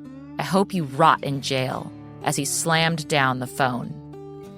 Around the same time, while Frank is serving a prison sentence for another crime, he is indicted for first-degree sexual assault against a minor under 14 years old back in 1993. And police are still receiving compelling tips that contradict the forensic results. A woman even tells them that Frank had once bitten her in the same location where the supposed bite mark was found on Dana. All in all, police are feeling pretty good about their chances with Frank. But the Irelands, not so much. My only purpose here is to find the people that did this to my daughter and have them indicted. It'd be very difficult to convince the jury that this guy is a good witness with his background. I would like to put enough pressure on them over here to get indictments in short order. This has been going on too long. We should get some kind of answer this time, because that's what we're over here for. I think the people in the state of Hawaii are upset, and we're upset, and I'd like to see it come to a conclusion. A little more than 5.5 years after the murder of Dana Ireland, on July 29, 1997, Frank Pauline is indicted and charged with second-degree murder, first-degree sexual assault, and kidnapping. But he's not the only one. A couple months later, on October 9, 1997, Albert Ian Schweitzer and Sean Schweitzer are indicted on the same charges as Frank. All three of the men plead not guilty. While Frank has to wait it out in prison, Ian and Sean's parents do all they can to make bail, and part of the bail agreement is everyone is placed under a very strict gag order. That was part of our term to get bail the first time, is they put a gag order so we couldn't talk to any political. We couldn't say we were innocent. Yeah. My mom said that one time on the news, and they threatened to put her in jail. I never heard of a fucking gag order. I was like, what? Isn't that your First Amendment right? Is you freedom of speech? You're supposed to be able to say what you defend yourself. You know, you gotta watch all these newspapers come out, and you can't even say anything to defend yourself. It's like having on tape on your mouth. So they keep their mouths shut for the next 6 months as they prepare for their day in court.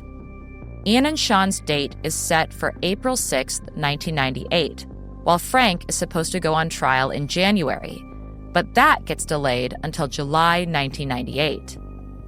You may be wondering, why the separate trials? This happens more often than you might think, especially when the evidence implicating the suspects is thin. In my case, my boyfriend Raffaele and I were arrested early on after the police coerced me into signing statements which implicated myself, Raffaele, and my boss. I recanted those statements hours later, once the brutal police pressure was off. And when the forensic evidence came back 2 weeks later, it all pointed to a local burglar named Rudy Gade. Not a trace of me, Raffaele, or my boss. Gade even said at first that we weren't present at the crime scene. But instead of going after Gade alone, as they should have, the police doubled down on their initial mistake and charged all three of us with the crime. Gade then changed his story and pointed the blame at me and Raffaele. If they'd tried us all together, it would have been easy for my defense to show how all the evidence pointed to Gade as the sole killer. So instead, Gade was tried separately and was convicted in a fast-track trial with no opportunity for my defense to cross-examine him.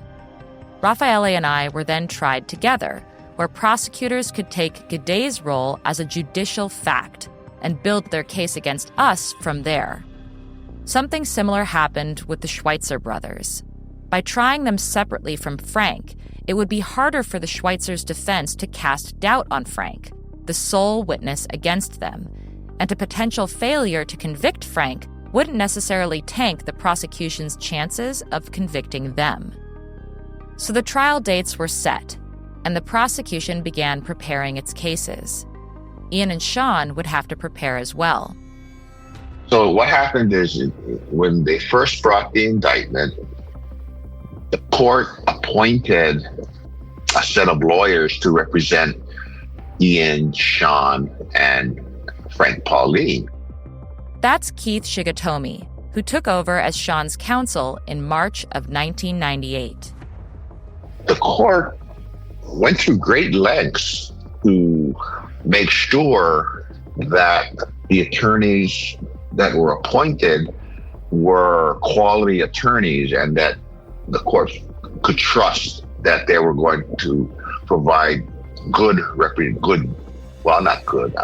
superior representation to the three of them. Then what happened was, once the attorneys were selected and were representing Frank, Ian, and Sean, the prosecutor started saying, well, we want to disqualify some of these attorneys. So I think they moved to disqualify Frank's lawyer, who was well regarded, and then they disqualified Sean's lawyer, who was highly regarded. And, I was a lawyer in private practice in Honolulu. I've been practicing criminal defense for a number of years. I had a lot of high-profile cases, and the court called me and asked me if I would consider. But, typically when the court appoints someone, they simply will call the attorney, ask the attorney, hey, are you available? Will you accept the case? But in Sean's case, before that even happened, the court called and, the staff called and said that, judge would like to interview you and talk to you before she makes a decision on who she's actually going to appoint. And it's always better to have good lawyers involved because there's less mistakes made and it saves time and money in the future. So, that's kind of how that went. And the court called me in Honolulu and asked me to represent Sean. And so, that's the kind of steps that were taken in this case, which typically doesn't happen because the court saw the significance and magnitude of the case. Then, in March, Sean and Ian's individual legal teams receive some shocking new information from the Hawaii District Attorney.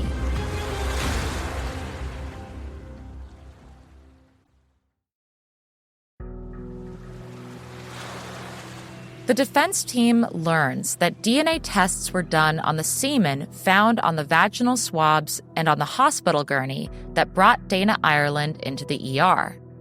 And neither Frank, Ian, nor Sean were a match. And so we're talking to them and I asked them, well, what are you guys going to do about this DNA result? And they said, there's all this mind games going on. It's like nothing. I said, what do you mean nothing? And so I told the prosecutor, well, I guess then you won't mind that I sent in a motion to dismiss and we have the DNA result attached to it. And all of a sudden, the prosecutor starts swearing. What the fuck did you do that for? What the fuck? It's like, well, you told me you don't care, so what's the problem? That's what I'm doing. I'm filing a motion to dismiss. And it's like, but just calm down, I said, I'm willing to call the court and say, hey, don't file this motion, because they're obviously at that point, there's no public knowledge of it. And so now all of a sudden, everybody's going to find out that the DNA doesn't match. And so I said, but, if you're willing to give me something for it, I'll call the court and say, don't file the motion, just hold on to it. And, what do you want? Want the case dismissed. It's October of 1998, and Ian and Sean's trials are about to start when a dramatic ruling upends the entire case against the Schweitzer brothers. And a couple of days later, they came back and they said, okay, we'll dismiss. And so that added another tremendous twist to the case, because we go to court, nobody's expecting it, and all of a sudden the state files this notice of dismissal. And now the public's even more like, what the heck is going on in this case? It's to everyone's surprise that the judge grants the request, and the charges against Ian and Sean are dropped. The brothers are free now, but in the court of public opinion, they are anything but. I mean, the public was in an outrage at that point, because without notice, here they are dismissing the case, and everyone's saying, hey, these inept prosecutors or police are screwing up again. And so, that was a sacrifice or concession that we were willing to make, because, we were under the impression that they're not going to try this case again with the DNA doesn't match. Now, in Frank's situation, you got a little different story, because Frank says, I did this, I did that. And so you want to try Frank? Go ahead. But Ian and Sean, no way. But the door is still open for retrial if new evidence emerges. And emerge it does.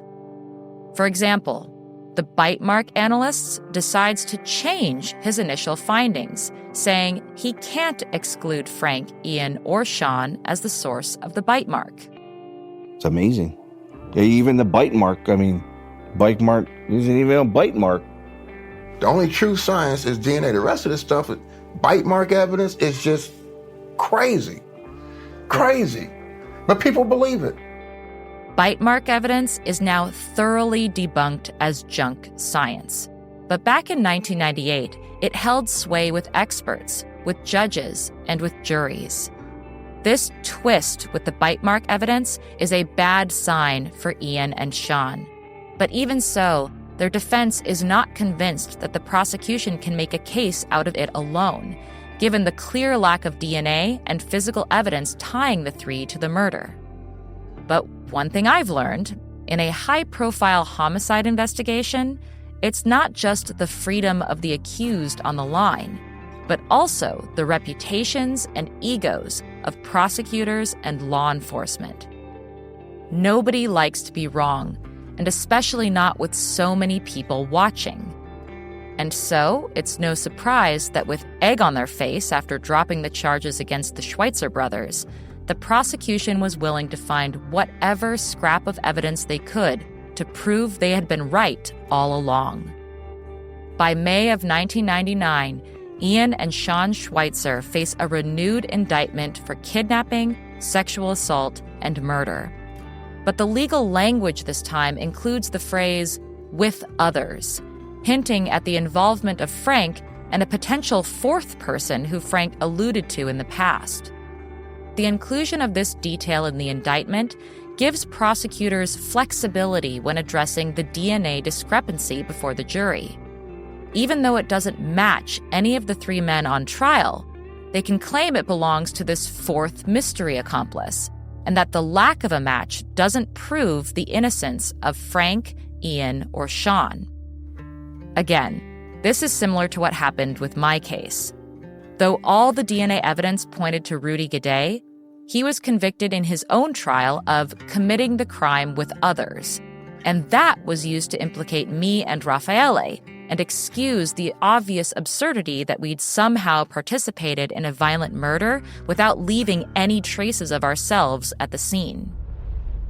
But the bite mark isn't enough.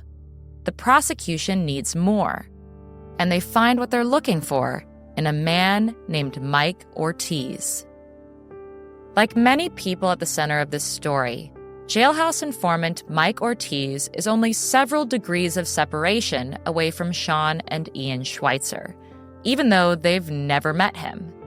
And Mike has plenty to gain from implicating the Schweitzer brothers, just like John Gonzalez and his family. Now keep in mind too, Gonzalez wants that $25,000 reward money. And so you can only get it if it leads to a conviction. So remember, he gets Frank to call in to say, hey man, talk about the Schweitzers and get mom and the family off the cocaine. So Frank do it, they get indicted. Then the indictment gets dismissed and there goes John's 25 G's. So now John's calling Ortiz. They say, hey man, right? So now they get indicted again. And you'll see the letters in there from Gonzalez talking about, if you can pay the money to my aunt or something. Gonzalez even writes a letter to the Irelands about the reward money, sharing the financial, physical, and mental struggles he and his family have been through. To avoid being accused of acting in self-interest, he asks that the check be made out to his aunt. The Irelands don't reply, but forward the letter to the prosecutor's office. But beyond the money, which he doesn't get, by the way, rumor inside the prison is that deals are being handed out left and right, and that this particular deal is the best deal out there. They already came to the conclusion in their mind that we're going to railroad the Schweitzer brothers and that's it. And we're going to give John Gonzalez his immunity and his mother the immunity, and that's it. And we're going to let Mike Ortiz out of jail again. So the prosecutors and the detectives, they're all right sleeping at night with an innocent man dying in prison. They're all right with that. I don't know why it was so important to give this guy this deal, especially when they came after me and Sean the second time. This scenario isn't just speculative. Incentivized informants, aka jailhouse snitches, are one of the leading causes of wrongful convictions. Advocates have repeatedly warned against offering incentives to informants, since it creates enormous motivation for inmates like Mike Ortiz to give false testimony and evidence. Yet such incentivized testimony is relied upon in court to this day. He's like the prison priest, but he just happens to wear stripes instead of the white collar.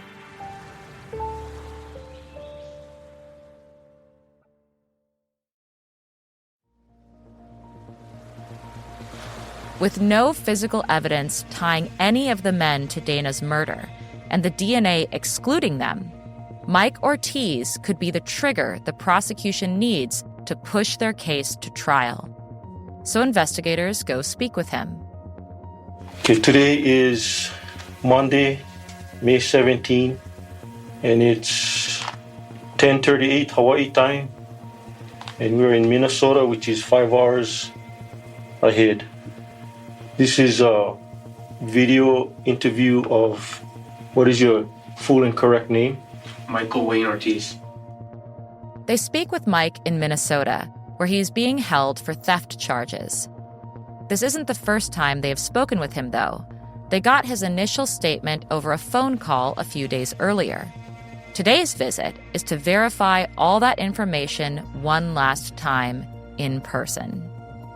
Michael, on May 5th, 1999, we had a video conferencing with you from Honolulu to Minnesota. Do you remember that video conference? Yes. We asked you questions about the Dana Ireland case, and you provided us with information which we recorded on audio tape. Do you remember us doing that? Yes. Is the information that you gave us on the audio tape true and correct to the best of your knowledge? Yes. Do you remember who you got that information from? Yes. Okay. Who gave you that information? Ian Schweitzer. At what area or when did he give you that information? Somewhere around August of last year, 98, in Hilo jail. That's Hilo jail? Yes. Okay. Have I promised you, or anybody from my office promised you anything in exchange for the information that you gave us on May 5th over the video conferencing? No. Okay. Michael, are you willing to testify in the Ireland case, should the case go to trial? Yes. It is now 10:41 and end of this tape recorded session. 3 other inmates also come forward, all jailhouse informants and all anxious to cut their own deals in exchange for information they claim to have. Information that can be easily conveyed to them, because Dana's case is widely known inside and outside the prison walls by this point. After investigators talk with Mike and these other informants, it's official. The case against Sean Schweitzer, Ian Schweitzer, and Frank Pauline Jr. will move forward. For the second time. And oh, that line from the investigator, "Have I promised you anything in exchange for this information?" Well, actions speak louder than words. In exchange for his testimony, Ortiz is expected to be placed in protective custody and have his 15-year sentence reduced.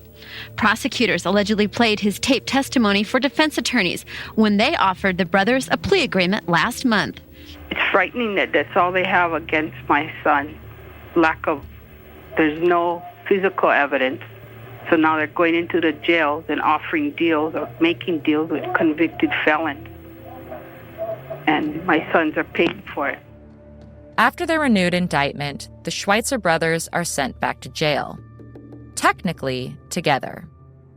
I was never a cellmate with him. Yeah. Hilo, you lock down 23, 24 hours, so. If it's raining, there's no rec, so 24 hours. You lock in a cell.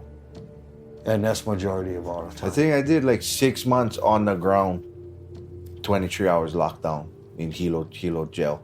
Sit on the ground. Because of the populated, yeah. So you get 2 guys on a bunk and 1 guy on the ground. And you're in there 23 hours a day. They are both held with no bail, under strict order to avoid contact with the roughly 300 witnesses involved in the case. By July 1999, several politicians' offices in both Hawaii and Washington, D.C. have become accustomed to the flood of letters from John and Louise Ireland, who remain committed to getting justice for their daughter. The pressure is everywhere, and things are now at a boiling point as Frank Pauline Jr.'s trial begins on July 21st. Prosecutor Charlene Iboshi lays out the gruesome details of what they believed happened that day. That Dana Ireland, riding on a bicycle that day, was struck by the defendant and his friends off her bicycle, taken from that scene. She was beaten, struck, disabled, and just thrown away into the bushes. But his conscience would not undo what Frank Pauline and what his friends did to her. Sitting at the defense table, observers note a marked change in Frank Pauline's appearance. Gone is the tough guy facade. In its place, Frank exudes warmth and looks just like another guy in glasses and a button-up shirt, his tattoos barely visible above his collar. The defense, led by Cliff Hunt, leans on 2 key points as their arguments: that Frank's confessions to police were false, and that the physical evidence, mainly the DNA, does not support any of the 3 men being part of this. So Frank Pauline was obviously lying. But Frank Pauline will testify. Detective Guillermo pressed him. Oh, come on, you must have done something. You and whacked the girl. And finally, Frank Pauline says, well, what do you want me to say? Is that what you want me to say? Okay, I hit her.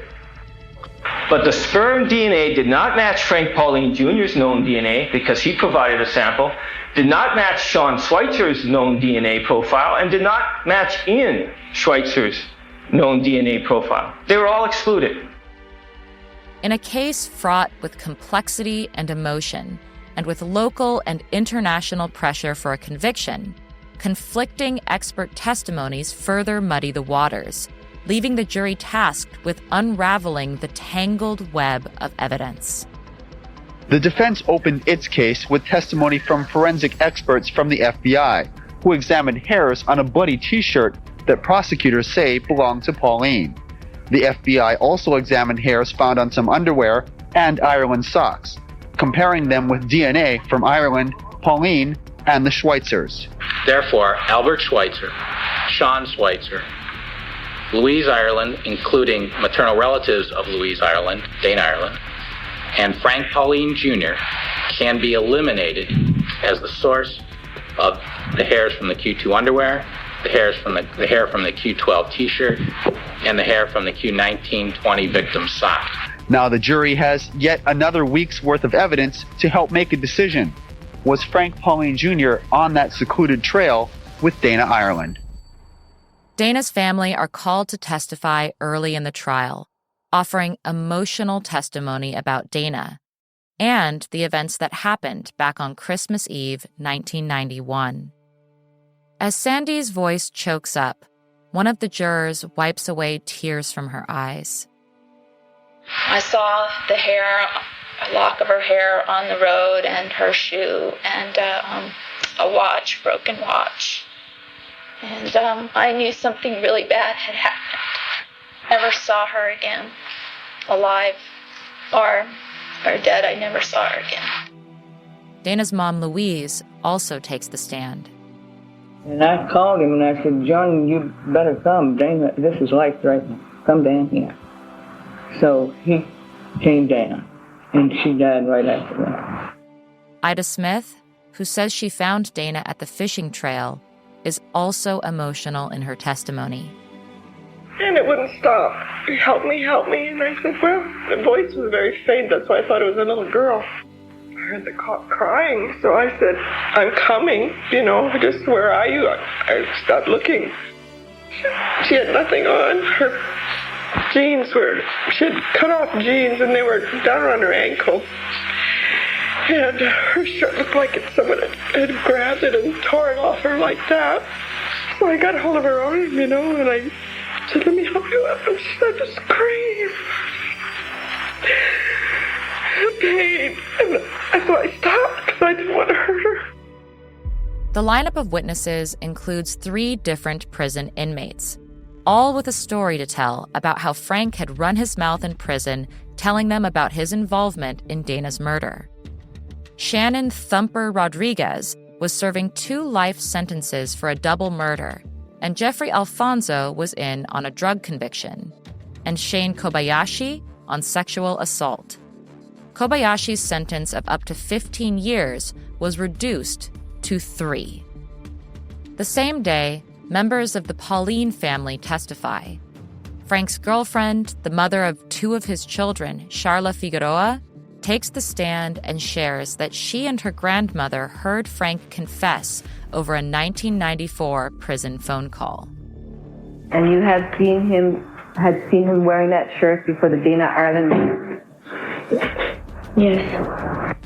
Did Frank Pauline tell you he didn't want to tell you about the Dana Ireland case? Yes. And why did he tell you that? He said he's protecting me and my kids. It's better for you not to know. Yes. She goes on to recount the moment she saw damning evidence on television. A large shirt she had washed that she knew Frank wore and was bloody was now on the news linked to Ireland's death. Multiple witnesses would echo her realization.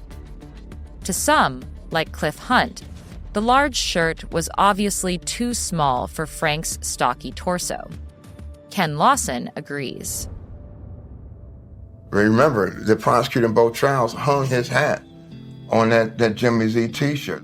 This is Frank Pauline's t-shirt. You've had witnesses say that this is his Jimmy Z t-shirt. And it's at the scene. It has Dana's blood on it. You get to see pictures on the autopsy, the broken pelvic, and then the man rapes her, right? And everybody's in the courtroom, and the guy sitting over there, somebody got to pay for this. And so that passion, that anger, right, can cloud a factual analysis. That was like I think either a medium.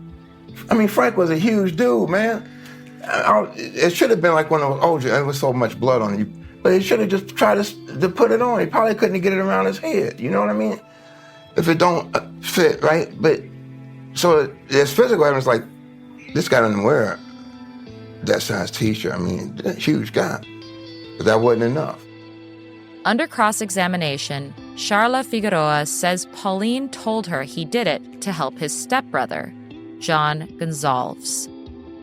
Finally, Frank Pauline decides to take the stand, still dressed in a nice shirt, tie, and glasses. My name is Frank Raymond Pauline Jr. The truth is, I couldn't remember because I wasn't there. So when they came that first time, you weren't really ready for them? No, because I only knew certain bits and pieces from the news, from what I see on TV, and from what people tell me. Frank admits, I am a liar on the stand. He says, I figured I could at least do that for my brother, after all the stuff he done for me. Love is powerful, Cliff. That's all I can say. Love is powerful, man. In a passing shot furthering the family drama of it all, Frank Pauline also says that he was planning to implicate his half-brother, Wayne Gonzalez, as the fourth participant in the killing, which of course lined up perfectly with what the police and prosecutors had been floating too. Having done so many not-so-great things already in his young life, the possibility of Frank convincing the jury that this time he was a liar was a tall mountain to climb. He says on the stand, I may be dumb, but I didn't kill anybody. And yet, jurors deliberate for roughly 14 hours, and despite DNA and bite mark evidence failing to tie Frank to the murder, they find Frank Pauline guilty of murder in the second degree, kidnapping, and sexual assault in the first degree. Jurors say his confession played a crucial role in his conviction. Now, despite the fact Ian and Sean did not confess ahead of their trial, with Frank now convicted, things aren't looking too good for them. Ian's trial is next, but he and their family struggle to find the right defense attorneys. So his parents mortgaged their house and stuff like that and got him a very good paid attorney. And so what the prosecutor did was they gave him the witness list and used a lot of the attorney's former clients and said they're going to be witnesses. They never called him, right? So now that attorney has to recuse.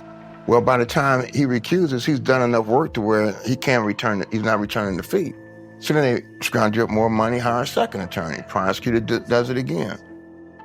I can tell you from experience that a high-quality defense is expensive. Members of my family had to take out second mortgages and cash out retirement accounts to pay for my defense.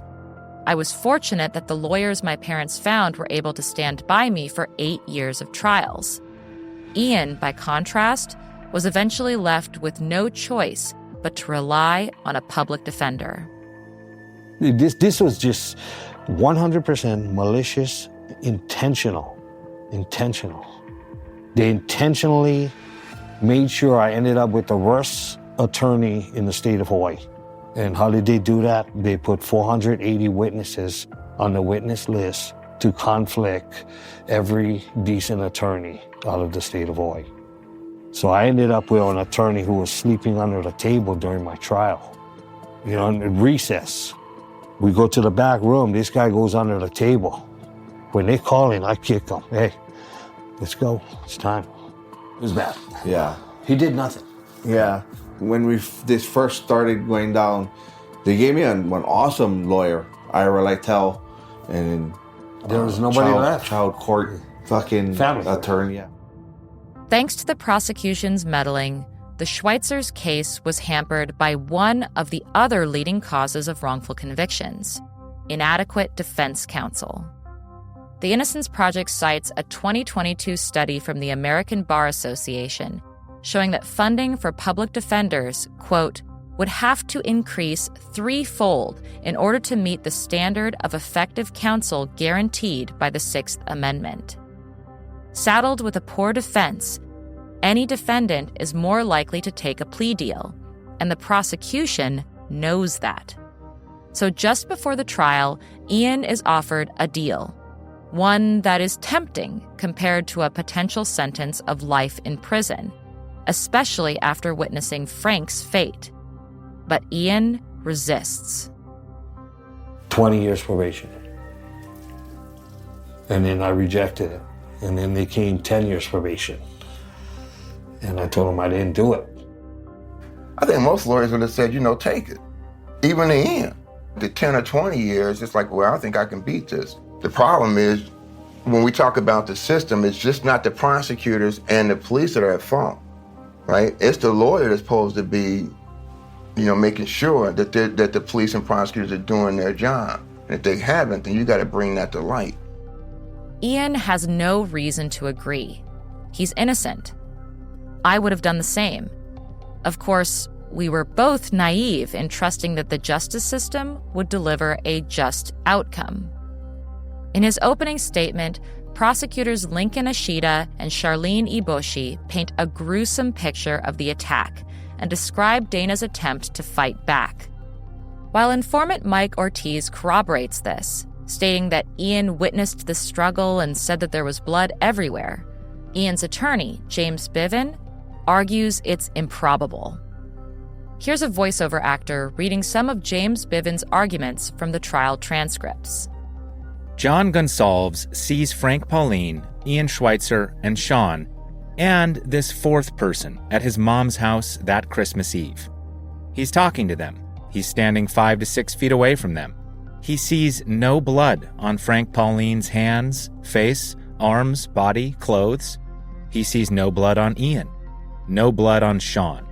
If you believe Michael Ortiz's story that Miss Ireland bit Frank's hand or arm and the blood from Frank was going all over the place, one would expect to find some kind of blood or injury on Frank's hand. The testimony of the medical people, all of the medical people in this case, and a view of the blood-stained blue t-shirt shows that Miss Ireland was bleeding a lot. With that much blood, one would expect to see blood on Frank Pauline's body, hands, especially his pants. You would also expect to see blood in the Volkswagen.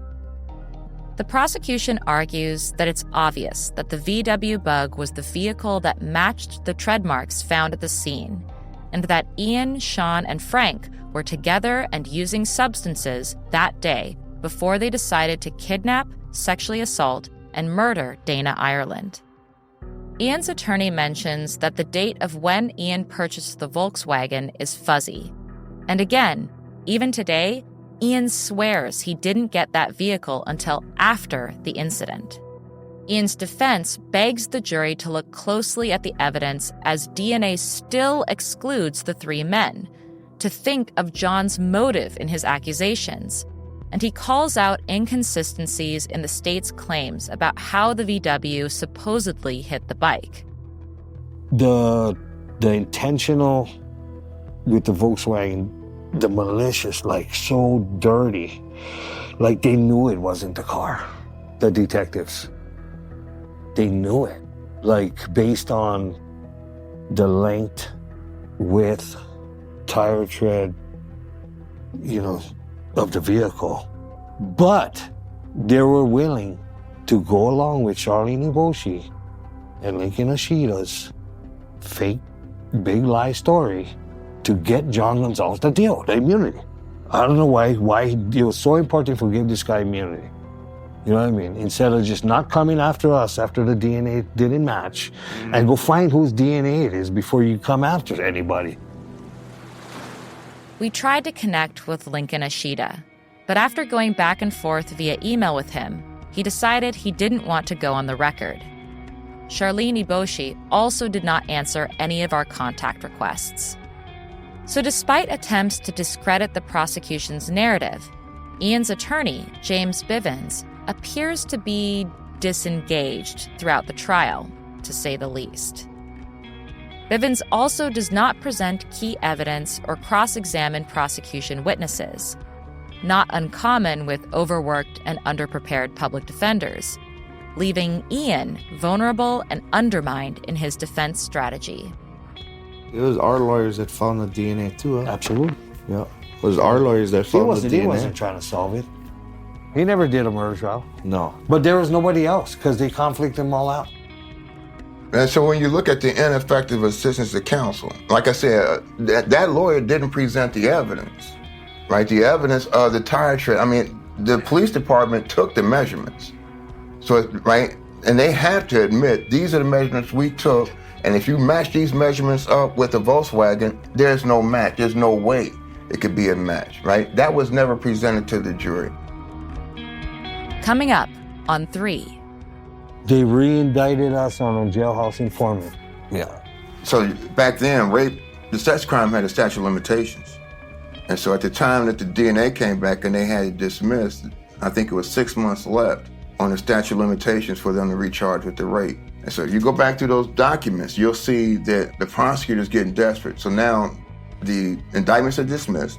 Prosecutors calling Sean's lawyer, trying to come to the grand jury and tell on Ian.